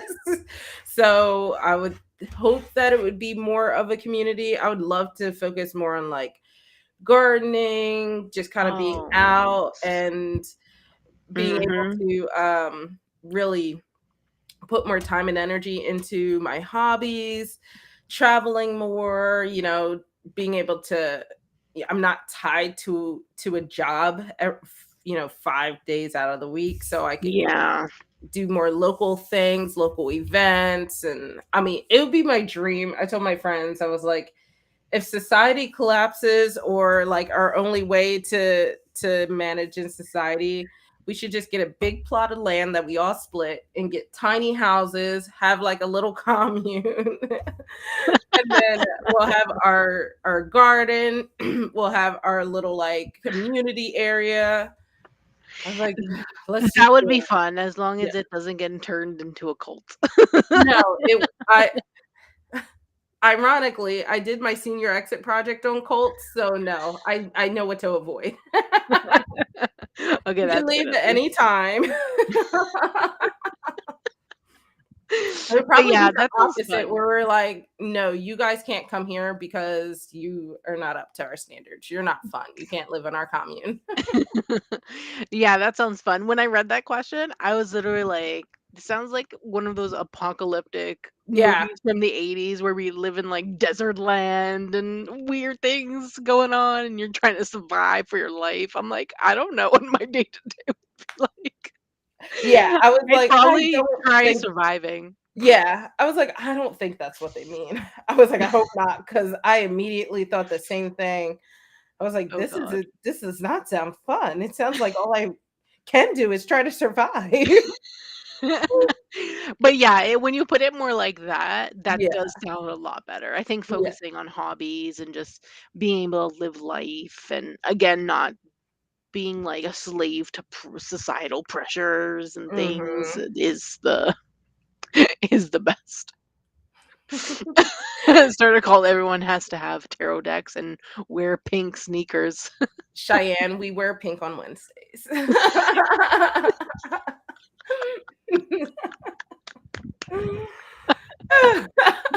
Oh my god, that's so funny. Oh my gosh, Alana said she had a pager. Oh Oh my my, god, that's so funny. uh, oh yeah, Children of the Corn. Never in my life. I It don't took like me a horror movies. long time to like work up the nerve to do corn mazes because of that movie. It, ugh, ugh. I don't even Corn is creepy to this day. no. um, Oh my god. so we have a few things. Let's combine them. So, Okay. what's your ideal way to de-stress and reset? And what are your hobbies outside of divination? Um, And I'll oh, I'll add this on. What are you passionate about that people may find weird or unconventional? So kind of loop them all together. okay. Um, so de-stress and relax, I guess. Watching movies, watching TV shows. I love doing those kind of things. Playing games probably is What kind another of one. game? I haven't played Minecraft in a while, but I Oh, recently okay. I've been playing what is it? Good Pizza, Great Pizza, or Great Pizza, Good Pizza? Oh, yeah, the diner kind of those games stress me out. I know they stress Luke out too. But this one particularly, I absolutely love. It's so funny. You have to like there's like different chapters that you go through and like different events that happen. And I love this one because you get to make pizzas and I love pizzas. I mean, who doesn't like pizza? I was just telling my mom, I was like, I'm both a pizza snob, but I also realize I have a pizza problem where even if the pizza's bad, I'll eat it while complaining that it's bad, but because it's pizza, I'll eat it. And I'm like, I understand what I am. Same. Okay, like I know this does not make Same. sense, but Yeah, I love pizza so much. So I really love that game. I've been playing it nonstop. Um And then in terms of like hobbies and things outside of divination, yeah, so watching shows, watching movies. I've been watching Vampire Diaries recently. That's good. I haven't watched that before. And then the old one? Wait, is the there a remake or Vampire Diaries, I don't think so. oh, okay. I might be Yeah, mixing. they have spin-offs, so Vampire Oh, Diaries, that's what I'm thinking. Originals, Legacies. Yeah, I that's wanna what I was watch the originals, so I decided to watch Vampire Diaries first and then move over to the originals. I don't think I can watch the Legacies, though. I don't know where I can watch that in Canada, but mm, right now, those is what I wanna watch. And then, mm, in terms of, like, other hobbies, writing, reading, music, I love music so much. I listen to alright, music all the time. lay down. Um yeah, music, listening to music. Mhm. Okay. I Oh, don't know if there's anything else in terms of hobbies. Your cat, so funny. this is Apollo. You can probably tell how much bigger he is than the other one, but he doesn't like to sit on my lap, and he'd rather just put his ass in my face and get his fur all over my desk. Um, Oh, and then the weird thing, I don't yes. know. Yeah, I don't know. Mm, I don't know what would someone find weird or something. I have okay, no clue. that's fine. Yeah. For me, TV is also my de-stressor. I love like I just like having the TV on or something to listen to, but not music. Mhm. Music's different. Okay. Music's also relaxing, but that's not like my go-to. Okay. Um, so I enjoy like sometimes I'll just rewatch shows because I love them so much. Me too. All the time. What are your I think we talked about this. What are your go-to shows to rewatch? House, Yeah, we did talk Bones, about this. Yep. Yeah, we talked about this in our like group chat that we have with Yeah, Luke and Steph. yeah, Yeah, Criminal Minds, House, Bones, The Mentalist, which I just rewatched recently. yeah, Castle is another one that I love rewatching. Trying to think what else. A lot of the older shows yeah. that are like older from like the early 2000s are usually the ones that I go to because they're the ones that I really like I grew up watching, so I love them so much. Um Whoops. Okay. Oh my god. yeah, I think that's it. I should rewatch Castle soon. Maybe after Vampire Diaries, I think I'm gonna rewatch that because I I love them. I rewatch Psych a lot. Um Oh yeah, Psych is good. oh gosh, Apollo, you were the most ungraceful. So I rewatched Psych a lot, Brooklyn Nine Nine, and what's it? Oh, Eureka. That one I don't know. I've heard of Brooklyn Nine-Nine. I don't like the main actor in that show. You don't? What's his name? Um, I know who you're talking about, but I don't remember his name. Okay, I'm Bro, gonna look it up because I don't remember either. Andy Samberg. That's it. I don't like him. Really? He's so Yeah. cracks me up. Um, I will say the side characters really make that show though. Oh, I rewatch Unbreakable Kimmy Schmidt every once in a while because Titus is so freaking hilarious. But um gosh, I don't remember what the other question was. Oh, the rest of your hobbies? Oh, hobbies outside of divination. Yeah. Well, I feel like everybody knows I play dodgeball, so I do that. I want to get back into gardening. I generally plant something every season, but I didn't this season because they were doing deck repairs around the time that I would have started putting a plant out, and then it got very hot very quickly. Mhm. So I probably could have, but usually I grow peppers, but I actually have so many from the Ooh. previous years. Oh my gosh. Uh, Sorry, my cat's sending messages in the YouTube chat. Um, so I do want to get back into that. Yeah. I'm hoping that when my lease is up, I can find a place that has an actual like yard and I can actually plant a Mhm. rosemary bush Okay. because that would be really cool. Um, You guys in the States don't have things like community gardens or anything like that? we do, but they're not regular. Okay, because we have a lot of that, where I live, where you can actually rent a small plot and you can in a like, an area that's literally just a Yeah. garden, and then that small plot is your garden, and then you Mhm. can grow whatever in there, obviously, as long as it's legal things, but Right. Yeah. I mean, there's actually a community garden that I pass on my way to work, but I don't know if you have to live in a specific zip code for it. I should look it up, but it is Yeah. quite a bit of ways from my house too. It's not like I could just walk there and garden. Oh, yeah, that's true. If Um, it's closer, it's always better. yeah. Um, so what else do I wanna like hobbies? Mm. I don't know. I think those are my big ones for right now.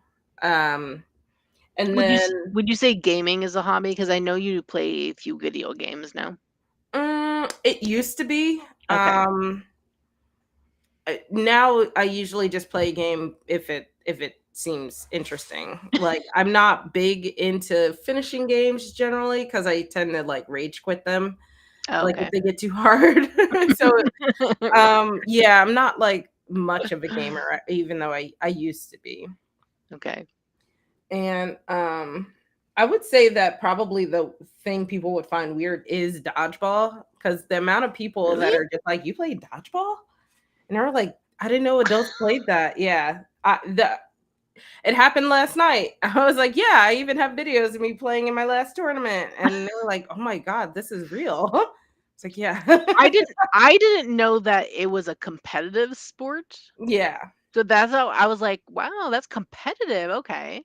Hmm. But just playing dodgeball is I don't know. I don't find that weird, but okay. It's a sport after all. What does it matter Yeah. if adults play or not? What does it matter? Yeah, they were like, "I didn't know they had that for adults." And I'm like, "Oh, okay, yeah." Yeah. Luke asked, "What do you wish more people understood about you?" Uh, hmm. I don't know. These questions are hard. They are. Understood about me. I don't know. I don't spend much time around people, so so I have no clue. I don't I think I don't know. really have this problem. Like, I don't know. People, I feel like the people that understand me end up becoming my people, and the people that don't aren't. So, Yeah, I and I'm guess. okay with that. Yeah. Like when so I will say sometimes there's a bit of a culture shock. So I grew up in Philadelphia. We're Mhm. very much outspoken and like we'll say what's on our mind kind of people. So moving to Texas where everything is much more passive aggressive instead of just regular aggressive was culture shock. So I mean, and a lot of people I think thought I was really rude. So I would say maybe in that aspect I wish people understood like, you know, I'm not being rude. I'm just this is how I was raised and we just communicate differently. Yeah. Yeah. But I Mhm. also didn't care. So like I found like the people that I needed to find. So it doesn't phase me. Yeah. Yeah. Um oh gosh. I think these are all gonna start to get somewhat hard. So let's do you have 5 things? What are 5 things on your bucket list? Oh, bucket list. I don't even keep a bucket list. Me So neither. let's just make this up as we go, I guess. Um, I would like to travel to the UK. Okay. That would be one thing. Um,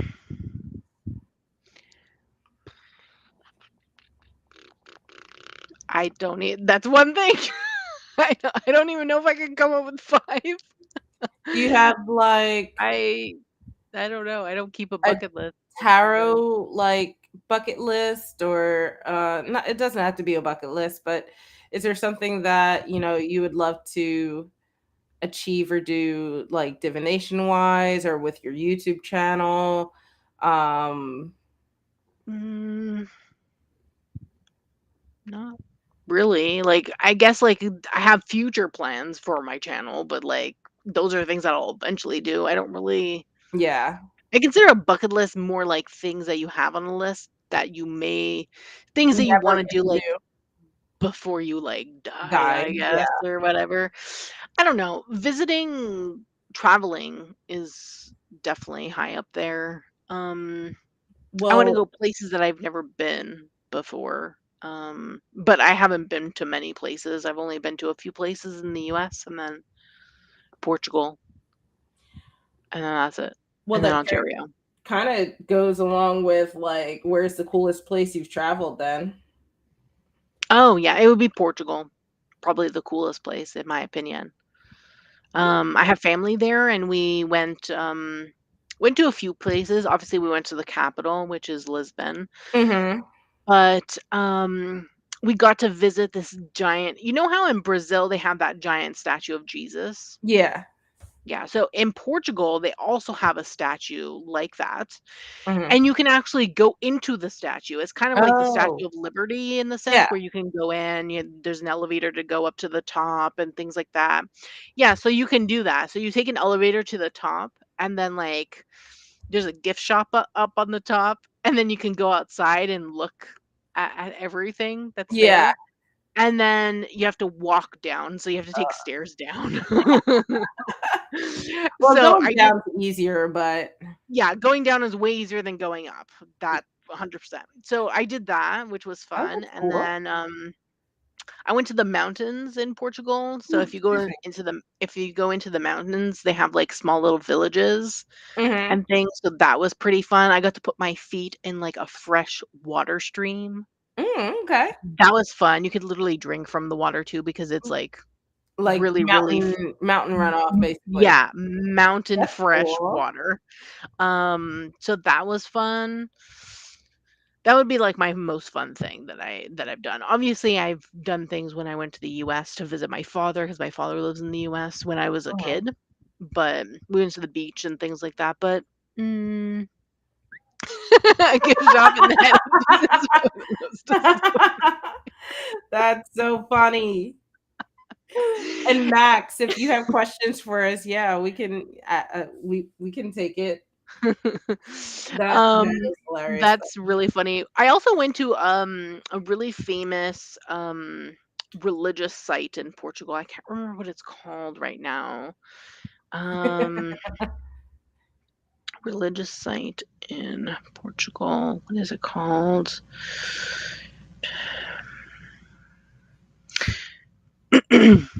There's like a temple there, and, like, people go to be healed or something. Oh, It was I know what really you're talking about, interesting. but I don't know what it's called.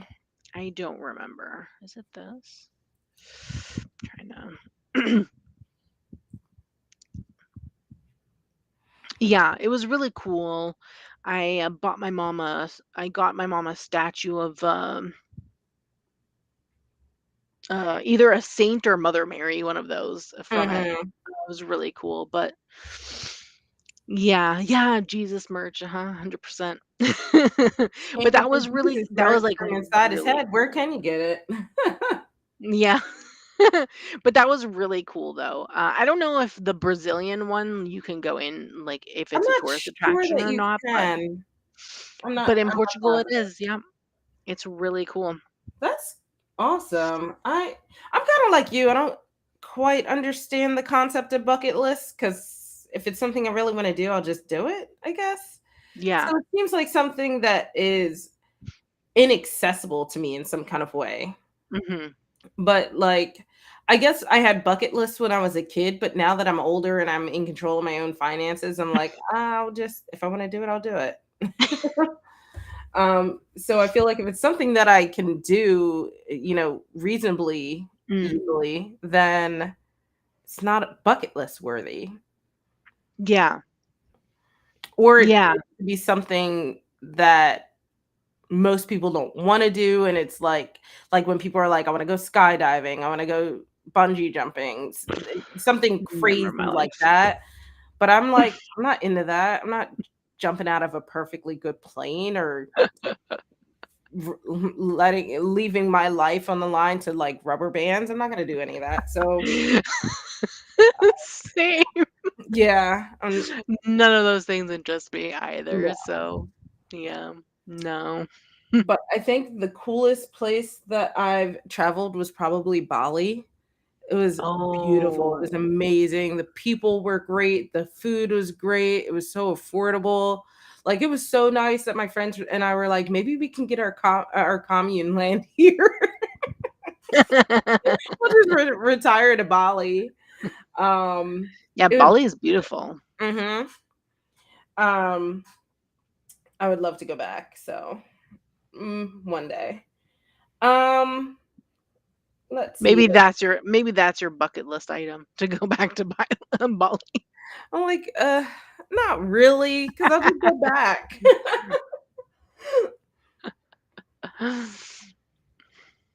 The one in Brazil always gets struck by lightning. Some cool pics can be found online.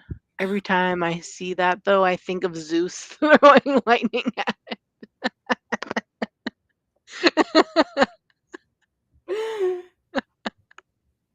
That is kind of what I was thinking too. It's so funny. So we have a few favorites. What's your favorite holiday, favorite childhood memory, favorite recent memory? Um,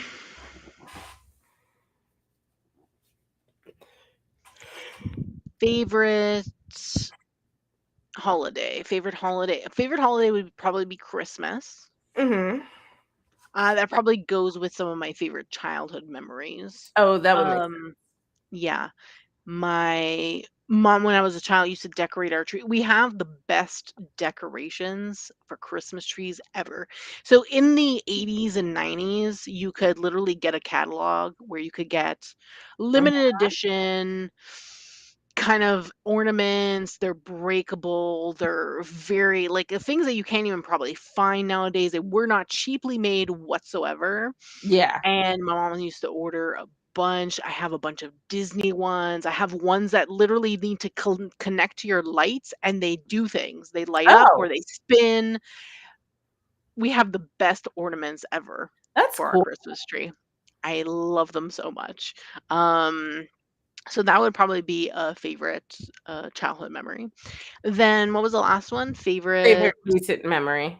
recent memory. Oh, hmm.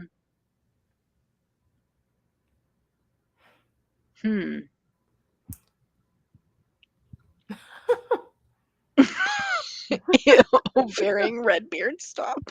No, I agree. That's ugh. Um, recent memory. Um, I don't know. There's a few things, I guess. Reaching 1,000 subscribers, That's graduating from school, mm, going to university is not a recent memory, but it is a good one. Well, I don't know how recent we're talking, but that was a good one that happened in the last, like, 10 years well, or let's whatever. combine that into what's the greatest accomplishment of your life so far? Oh, getting into university. I was the Oh, first person in my family to go to university and graduate from university. oh, congratulations. Yeah, yeah. Yeah, my dad's side of the family all have trades, and my mom has a trade also, so Oh, okay. Well, that's yeah. valid too. No, they are 100%, Yeah. but you don't go to university for a trade here. Yeah. You actually go to trade school, which is a Yeah. totally different. We have that here too. Mhm. You can sorta do some trades in universities, but it makes more sense to go to trade school because it's Yeah. shorter and cheaper generally. Yeah, us, no. You have to go to trade school for a trade. There are specialized institutions for Yeah. them. Here, university is specific for actual, like, the kind of jobs that you need to go for more degrees for, like a Right. bachelor's, a PhD, master's, PhD, things like that. Mhm. That kind of institution. Plus, trades are actually cheaper here than university. So Yeah. if you want to get a trade, it's actually cheaper, and a lot of the time, the government will actually pay you to go and do a trade. Oh. Because we Oh. need more people that are, have trade degrees than we Yeah. do, university degrees a lot of the time. That's actually a really nice deal. I think Yeah. with us, you can so for certain trades you can either go to a trade school or if you get an apprenticeship that Mhm. could work in place of trades. It depends because at the end of it Yeah. you still have to certify anyway. Okay. So as long as you can qualify and prove that you have the knowledge to do it, you don't always have to go to trade school. I don't know the limitations on that kind of stuff though. Oh, okay. So for me, my favorite holiday has always been Halloween. I love Mhm. dressing up. I mean, as a kid, I loved the candy, but I Me think too. dressing up has always been my favorite part. And actually, my I have a few favorite childhood memories that are surrounded around Halloween, but a thing about me is I'm kind of mean sometimes, and I really like to scare people. I'm not surprised. So I remember that I was probably on the upper end of like the last time I went to the rec center Halloween party because it was a Okay. lot of little kids. So I had on I one of my favorite Halloween masks at the time was literally just a skull with like the eyes cut out. And I had on a black cloak and then the hood on top. And I wore all black underneath. And I remember telling my mom, I was like, Mom, come in like 5 minutes after me. Don't walk in with me." She's like, "Okay." So I think she thought that I was just gonna like make my debut, but instead I swung open both doors and just jumped through the door, and all the little kids started screaming and ran to the back side of the rec center. The adults were so mad at me. They were like, "Why would you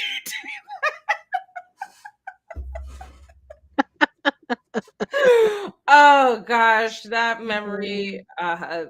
I don't remember what I had for breakfast, but I will remember that on my deathbed. Oh gosh, that gives me such joy.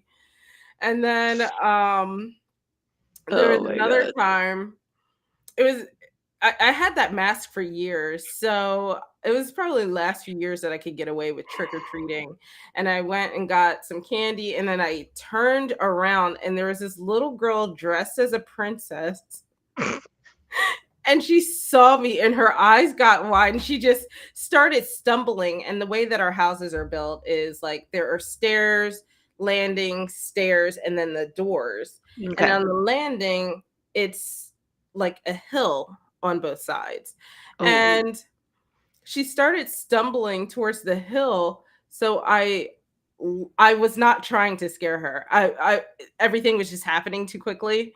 Mm. So I lunged and grabbed her because she slipped. Yeah. She started screaming. I was like, "Oh no." I was like, "I'm gonna Yeah. be her childhood trauma." Oh my. I felt so bad for that one. Oh my goodness. But I was like, the one time I wasn't trying to scare little kids, I probably gave that little girl nightmares for years. Oh my god. Oh my goodness. But yeah, I had a lot of fun memories around Halloween. Um, gosh, favorite recent memory. I mean, obviously my trip to Spain was amazing with my Oh family. yeah. It was nice to finally have a family trip. We haven't done them in years. Um, I think the last I think the last family trip I went on was like in 2003. So 20 years. But yeah, that was definitely a favorite memory. Mm. Also, Varying Redbeard asked if we've ever egged a house, and the answer for me is no. No, no, I have never done that. Despite being mean and liking to torture kids, apparently, I was actually pretty much a goody two shoes. Me too. I didn't like to break rules, but Me I too. also didn't like dumb rules. So, but no, I wouldn't. I would never do anything that counted as like vandalism. But I Agreed. did like to prank people. Um, I hate pranks so much. I don't mind pranks as long as you are not like physically hurting someone or Mm, like damaging anything in any kind of like permanence, like okay. where they would drop something and it breaks or stuff like that. I don't like that. But Okay. like, I think my best two pranks ever were on April Fools. Did I tell you guys this story? I I have used no a idea. rubber band to tie down the vegetable sprayer on the sink, so it was always in the on position, and then I faced it so it was facing out. And my mom, she's bless her heart, she's really smart, but sometimes she's just slow on the uptake. So she's telling me this story later because I left the house before her, and she apparently went to the sink and the vegetable sprayer is in the on position. So it sprayed her. And then she like slams the faucet off. And then she just keeps trying it. So it keeps spraying her. And I was like, after the first time you didn't think like, oh, maybe I should point the sprayer down in the sink. Because in my mind, the way it was gonna work was, oh, turn the faucet on, sprays, and then when you go to investigate, you feel the rubber band. No, she just kept.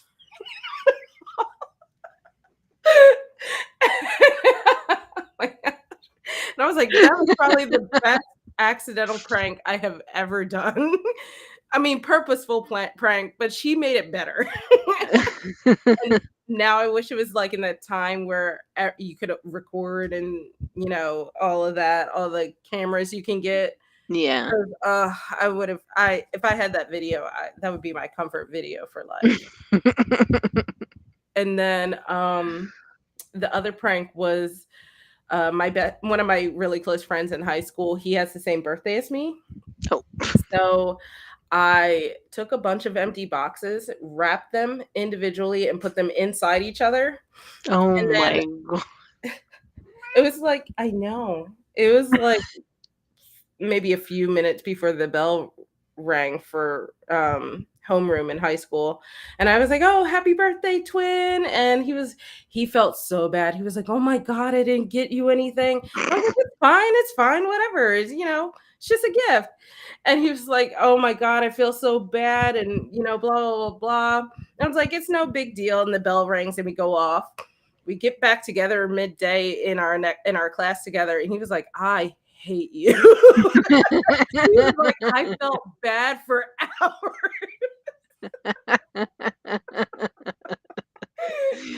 Oh That one my was a god. good one. So, I feel like I'm a good prankster in the sense that, like, my pranks are never harmful in any kind of way, Okay. and, like, I it's not like, I don't like you can scare certain people, I feel like, but you have to know the person and what they can handle, what they can't handle. True. I don't like scaring strangers and stuff like that, except for the Yeah. kids. That's different. That was not a prank. That was just me being mean. I'm openly aware that I was being mean. Oh my god. Oh, goodness, that's so funny. Um, This one's interesting. What is something that scares you? And conversely, what is something that makes you happy? um, bugs. Bugs scare me. They freak me out. Ugh, yeah, I don't like I especially don't like that. spiders. Ugh, Yeah, why do they have so many legs? I Ugh, don't know. I don't no. No. Bugs are a no for me. mhm, I also don't really like heights too much. yeah. Um, but other than that, I don't think anything else scares me. I don't think anyway.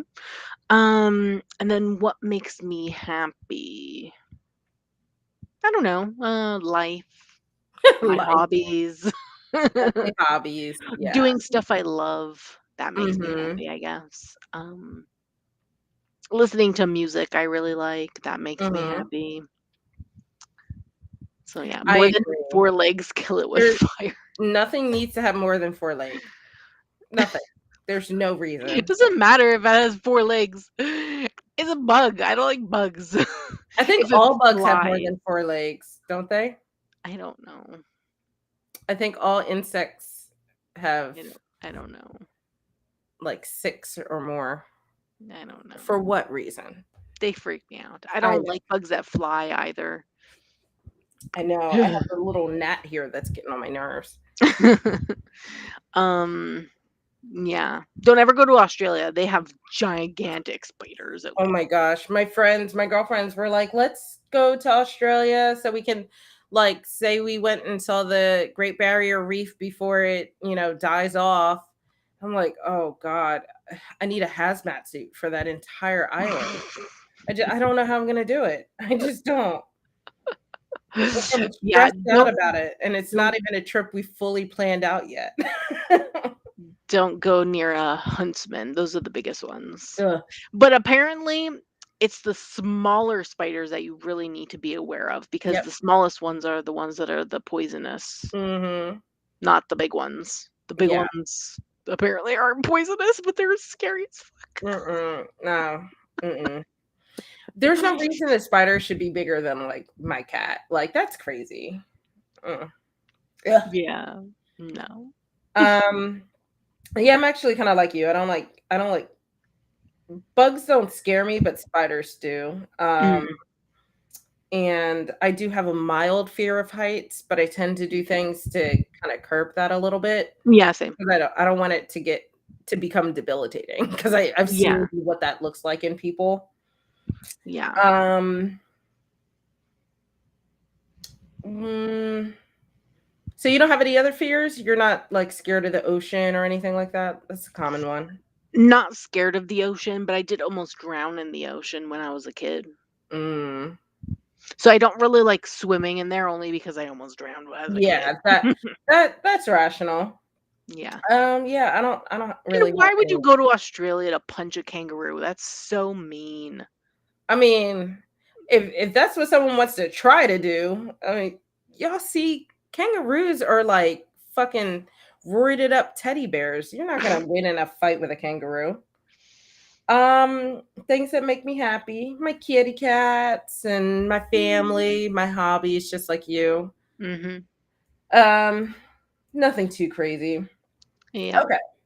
So I like this one. It's a thought thing. Another one. You're given $1 million. What's the first thing besides paying off debt that you are purchasing? Buy a house. Yeah, absolutely. I'm getting a house for me, a house for my mom. Um,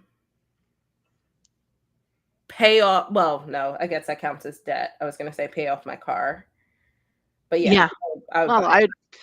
we'd for sure pay off our debt. I think that just means that we would do that, and then what would be the other things we would Yeah, do? yep. I'm immediately gonna buy a house. Me too. And then probably the rest will just go into like savings or something else. Maybe Luke is like a house for your cats.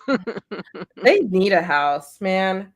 Like they're I mean, he's literally all up my whole desk is taken up by You him right could make a room, like, if you bought a house, you could make a room specifically dedicated to them. I've now. I would seen love that. there's oh my god, there's this account on TikTok, I don't remember the name of the account right now, but they made this closet that it was like a walk-in closet. They made it into this secret space for their dog. It's like the Oh, cutest thing ever. And there's like doors in the wall. They made doors into the wall so they can go in. The dog can go in. And there's literally like a TV in there, a oh, I've seen fireplace. that. Yes. Oh my god, it looks amazing. Like if I bought a house and I had cats, I would make a room dedicated to them where they could have I would their own love things that. on the wall, like a Yeah, climbing thing on the wall, like a whole yep. thing I would dedicated to love it them. like where they could go around the entire room and stuff like Yeah. that. Yeah. Yeah. If It's I so had enough fun. rooms, what are you doing? You got something in your eyeballs? I would love a room where I could just like and then you're in front of the camera. um, where they could just go and be their own and that's where all their like toys and towers and Yeah. stuff were. Yeah. And I also watched this other video recently of these people, they made like a connecting like a tunnel connecting to the outside from their Yeah. house, and they made like this huge cat outside, The patio? yeah, but it was like enclosed so they wouldn't be able to like run away Yeah. or They anything, or call anything them would get to them. patios. They're It was enclosed like they're basically like a porch for your cat. Yeah, oh my Yeah. god, I was like, "That's so funny, so cute." There was all these cats going in the in the little thing, in the little tube and going into the outside, playing with grass. Thank you, Cheyenne. I appreciate that. Thanks for coming, Yeah. Cheyenne. Enjoy the rest of your Sunday. Yeah. Okay. Are there any questions that I missed, Sil, that you wanted to backtrack and hit up before Okay, we're done? let's see. Mm, You have a lot to say, Apollo. uh, nope, we covered that. Oh, thank you, Cheyenne. Oh, here's one. Do you do readings for your family members or coworkers? Oh, Or I guess friends, can include friends in that too. I've done readings for my mom. And I actually did some readings for my friends while we were on vacation in Spain. So yeah. Um, I actually did a reading for my best friend, and what's awesome is that reading was the reason she reconnected with her current boyfriend.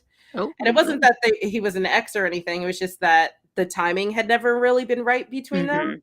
And now they're like out traversing Italy and stuff together. So I'm like, huh, that's because of me. Nice. Yeah, I would say, Not coworkers though. I mean, I would probably to the one coworker, but she's hmm. never asked.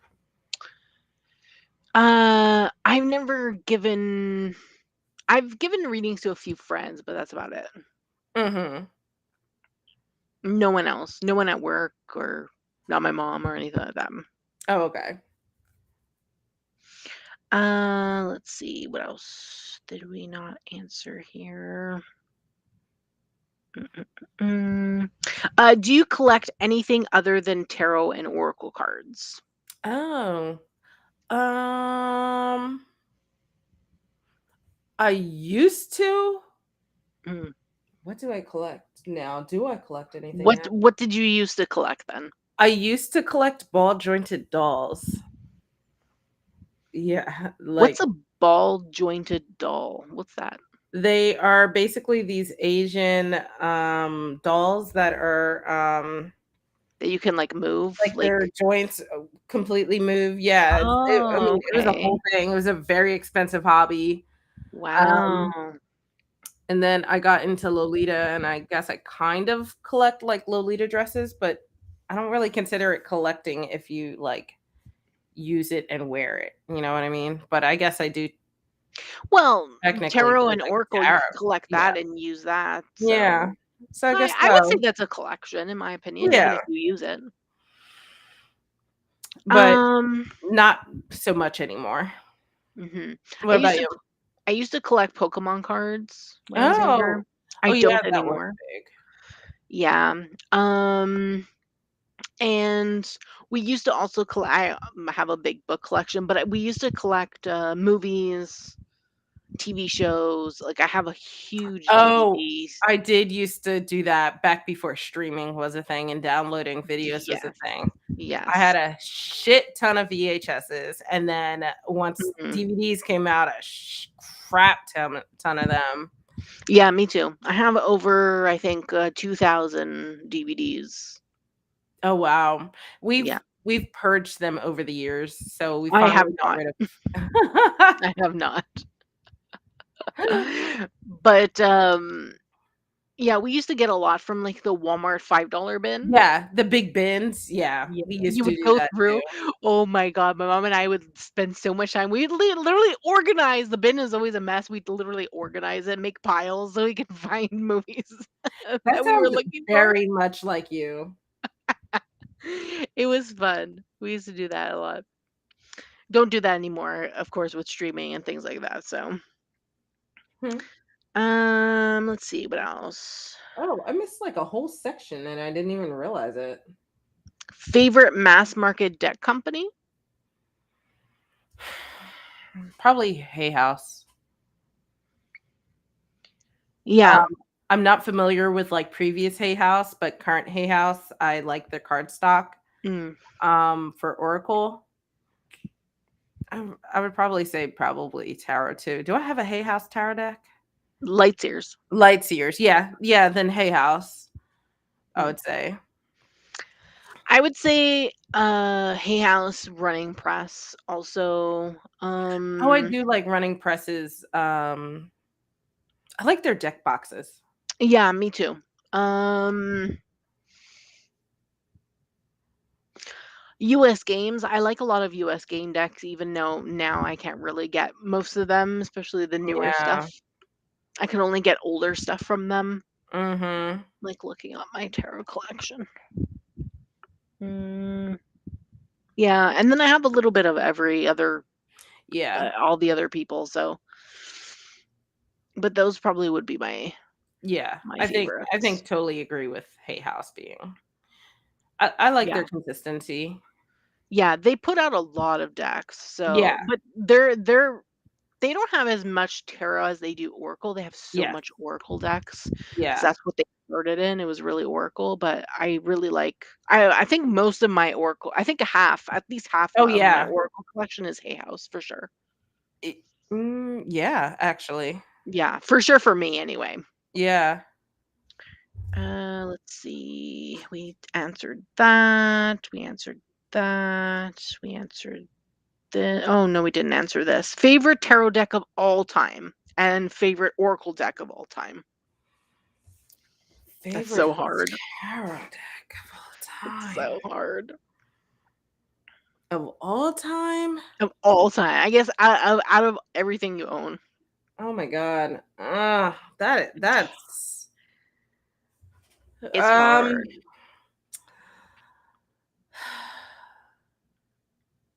oh gosh. I don't I know know. it's hard. Mm, oh my gosh.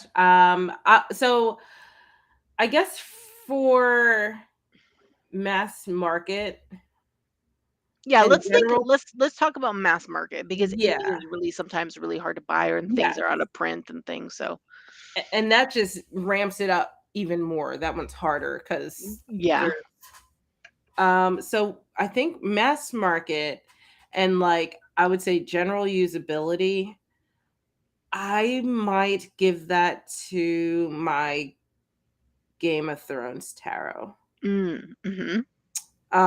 Because it's very affordable. Yeah. The cards are very basic, but it's fully illustrated. The best like themed deck, like pop culture themed deck. Yeah, fandom. Fandom, there we go. The best Yeah. fandom deck that I've come across, in my opinion. Mhm. And even though it's like $20, I think, comes in a really nice little box set and Mhm. has a hardback uh, guidebook. Yeah. So I think all of that together kind of makes that one really top tier, Yeah. in my opinion. There was actually another edition of the Game of Thrones. The first edition was actually a linen cardstock. Now Yeah, yeah. the Told me that. I missed yeah, that. now the edition is no longer in linen. It's like a different kind of cardstock. Yeah, it's just Yeah, it's just like a regular. playing card kind of feel, actually. Yeah. What about the Oracle deck? Favorite Oracle deck of all time. Mm. Oracle's hard because it's so I they're know. I so can't. I don't even different know. from each other. I think I'll probably, and again, we're sticking with mass market. I think Mhm. I've been really enjoying the Signs of Our Times Oracle. Yes, that one's It good. goes with a lot of my different tarot decks really, really well. So I Mhm. like the versatility in that aspect Mhm. in terms of just how it pairs pretty seamlessly with a good portion of my collection. Yeah.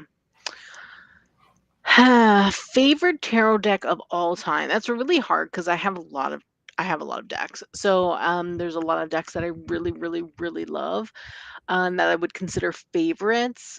Just say the wild unknown and get it over with. It would actually that's not what I was actually gonna say. I was gonna say either the I know, shocking, right?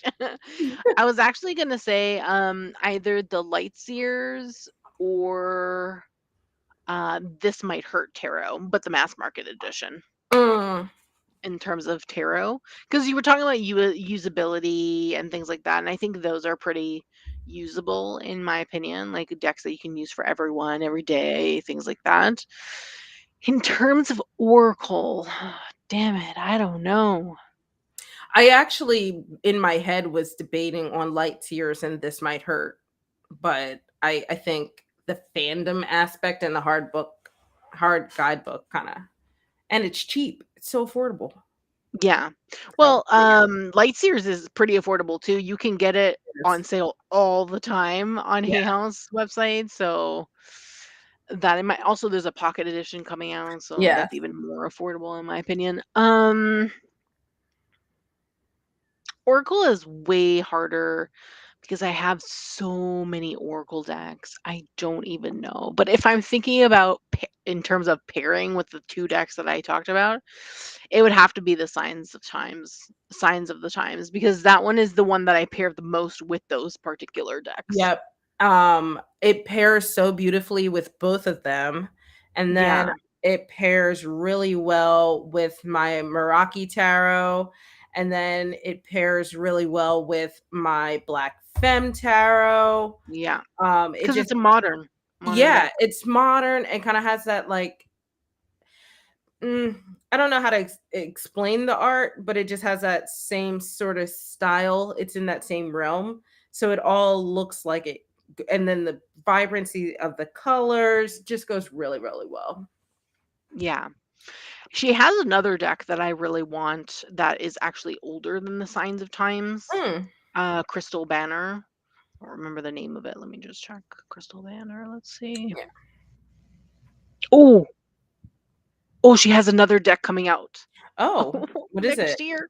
It's called 111. Is this a book? Oh no, it's a book. Oh, It's called 111 Oracle Spreads for Every Day. Enhance your reading, spark your intuition, deepen your hmm. connection with any card deck. It's coming out by Hay House. Great. The other deck that she has that I don't have and really want also is the Absolute Affirmations. It's 44 positive affirmation cards. Yeah, It's also modern, with the depictions on the cards, like the yeah. imagery. Okay. Yeah, and that's the other one that she has out that I really like. It's really cute. I don't know if anyone could see, but Oh, okay. Yeah, that's this cute. one. It has Oh, like they're an square. image. Yeah, they're square, yeah. And it has the affirmation on the front and then information on the back. Mhm. But it's like Okay. that modern feel. Like this one Yes. says I am dope and then it has like a sweatshirt on it that says dope on it. Oh, I like that. I like that a lot. Yeah.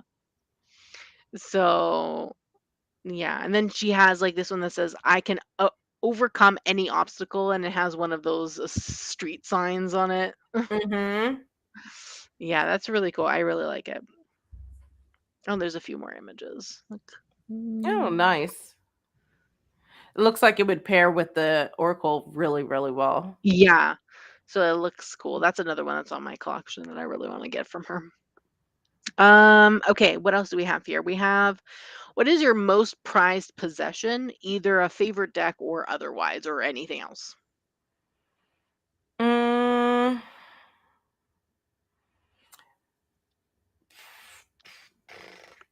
probably my car.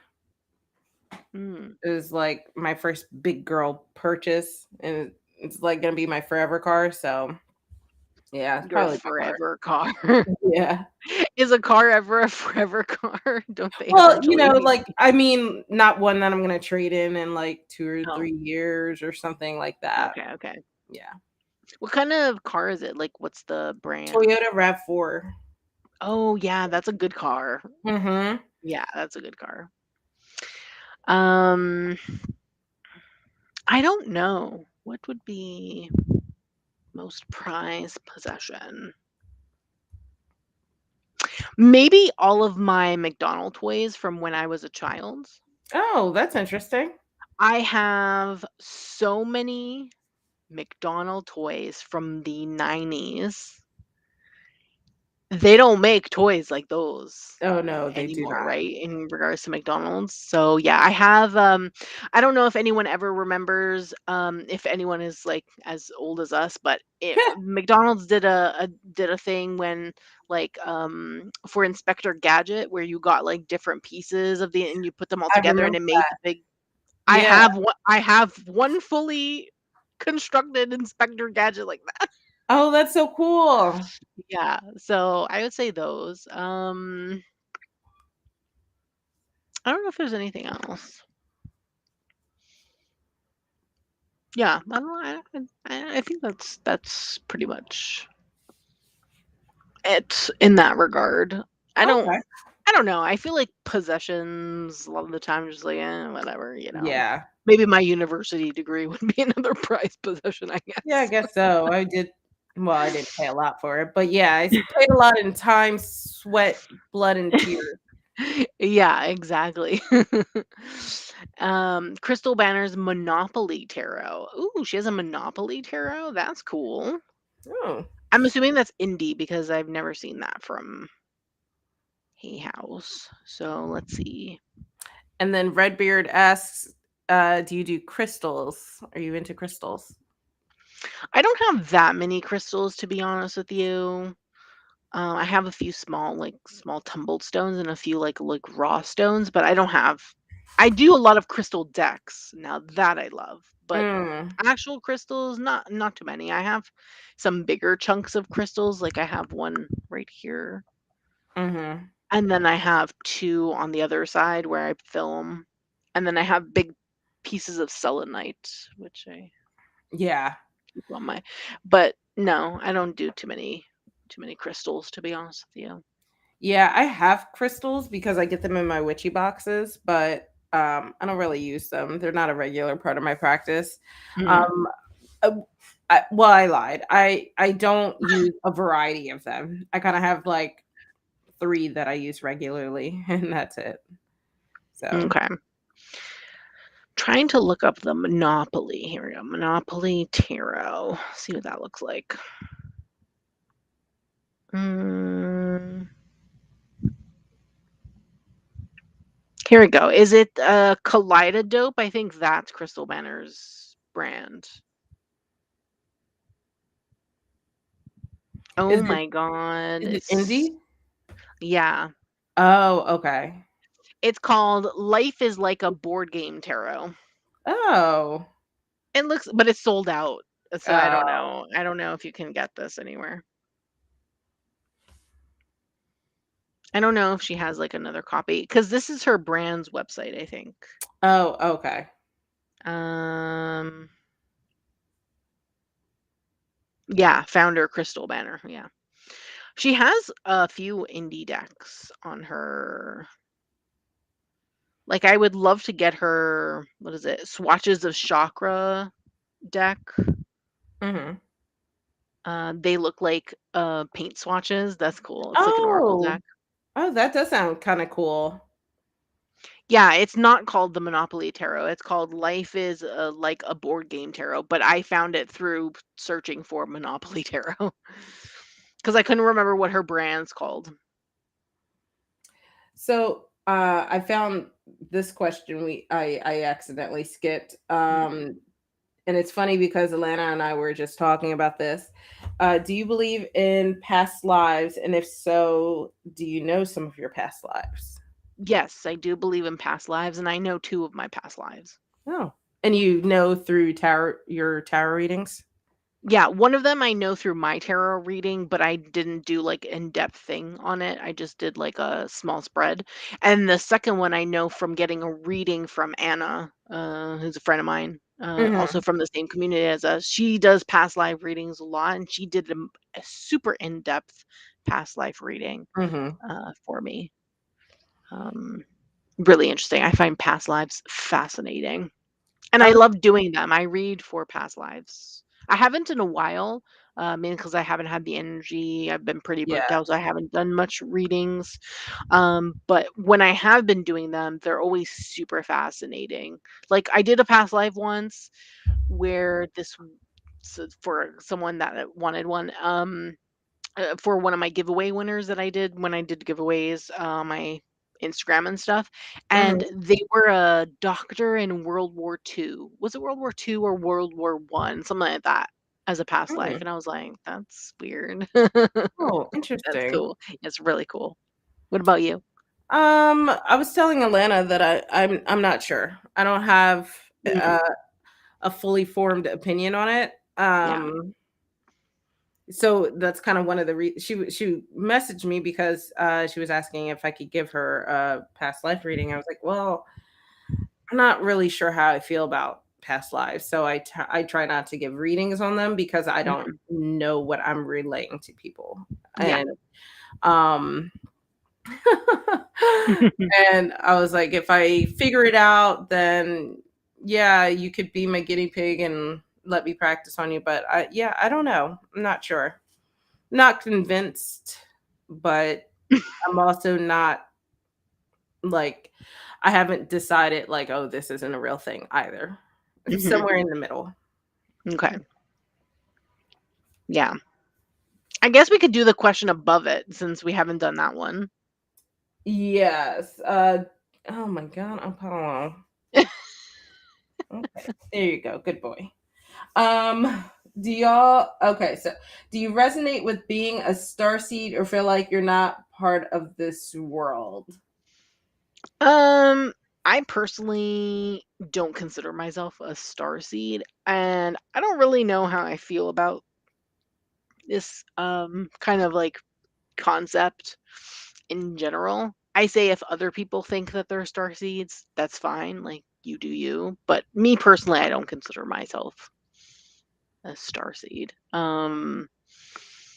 Even though I do have the star seed oracle, which I Yeah, like. you I like that. do. I like that deck. It's a good deck. But like I like the energies in regards to that, but I don't consider myself a star seed specifically. And I don't think that I'm out of this world or whatever the second half of the question was, personally. Like that's yeah. Um, I'm not 100% sure. Sorry, Paulo. Um, are starseeds the ones where they think they're aliens or something? Yeah, star seeds, from what I understand, it's as if your soul is from another planet and it was brought to this earth for a specific purpose. Mm, And you're supposed to do your purpose and then eventually you're supposed to go back to where it was you came from. So I guess mhm. yeah, in a Sounds like the sense. foundation of a lot of cults, and I don't really like that. I mean, that I'm sorry if that's rude, but, I Yeah. feel like a lot of and I guess it's because I told you I did research on cults for my, like, senior exit project, Yeah. and a lot of them did kinda do stuff like that, and Mhm. I don't know, it worries me. So no, I'm not into star seeds. I don't really want to associate with being called that. Yeah. Um but if it's something someone else needs, then they are more than a-okay doing that. Yeah. Yeah. I feel the same way. Mhm. Um, I don't know. Is there anything else? Mm, Do you align with a specific witchcraft practice or religion? I don't know if we answered that, but no, we did not answer that one. No, no religion. I'm sort of in my anti-religion era right now, uh, so no religion and witchcraft wise. And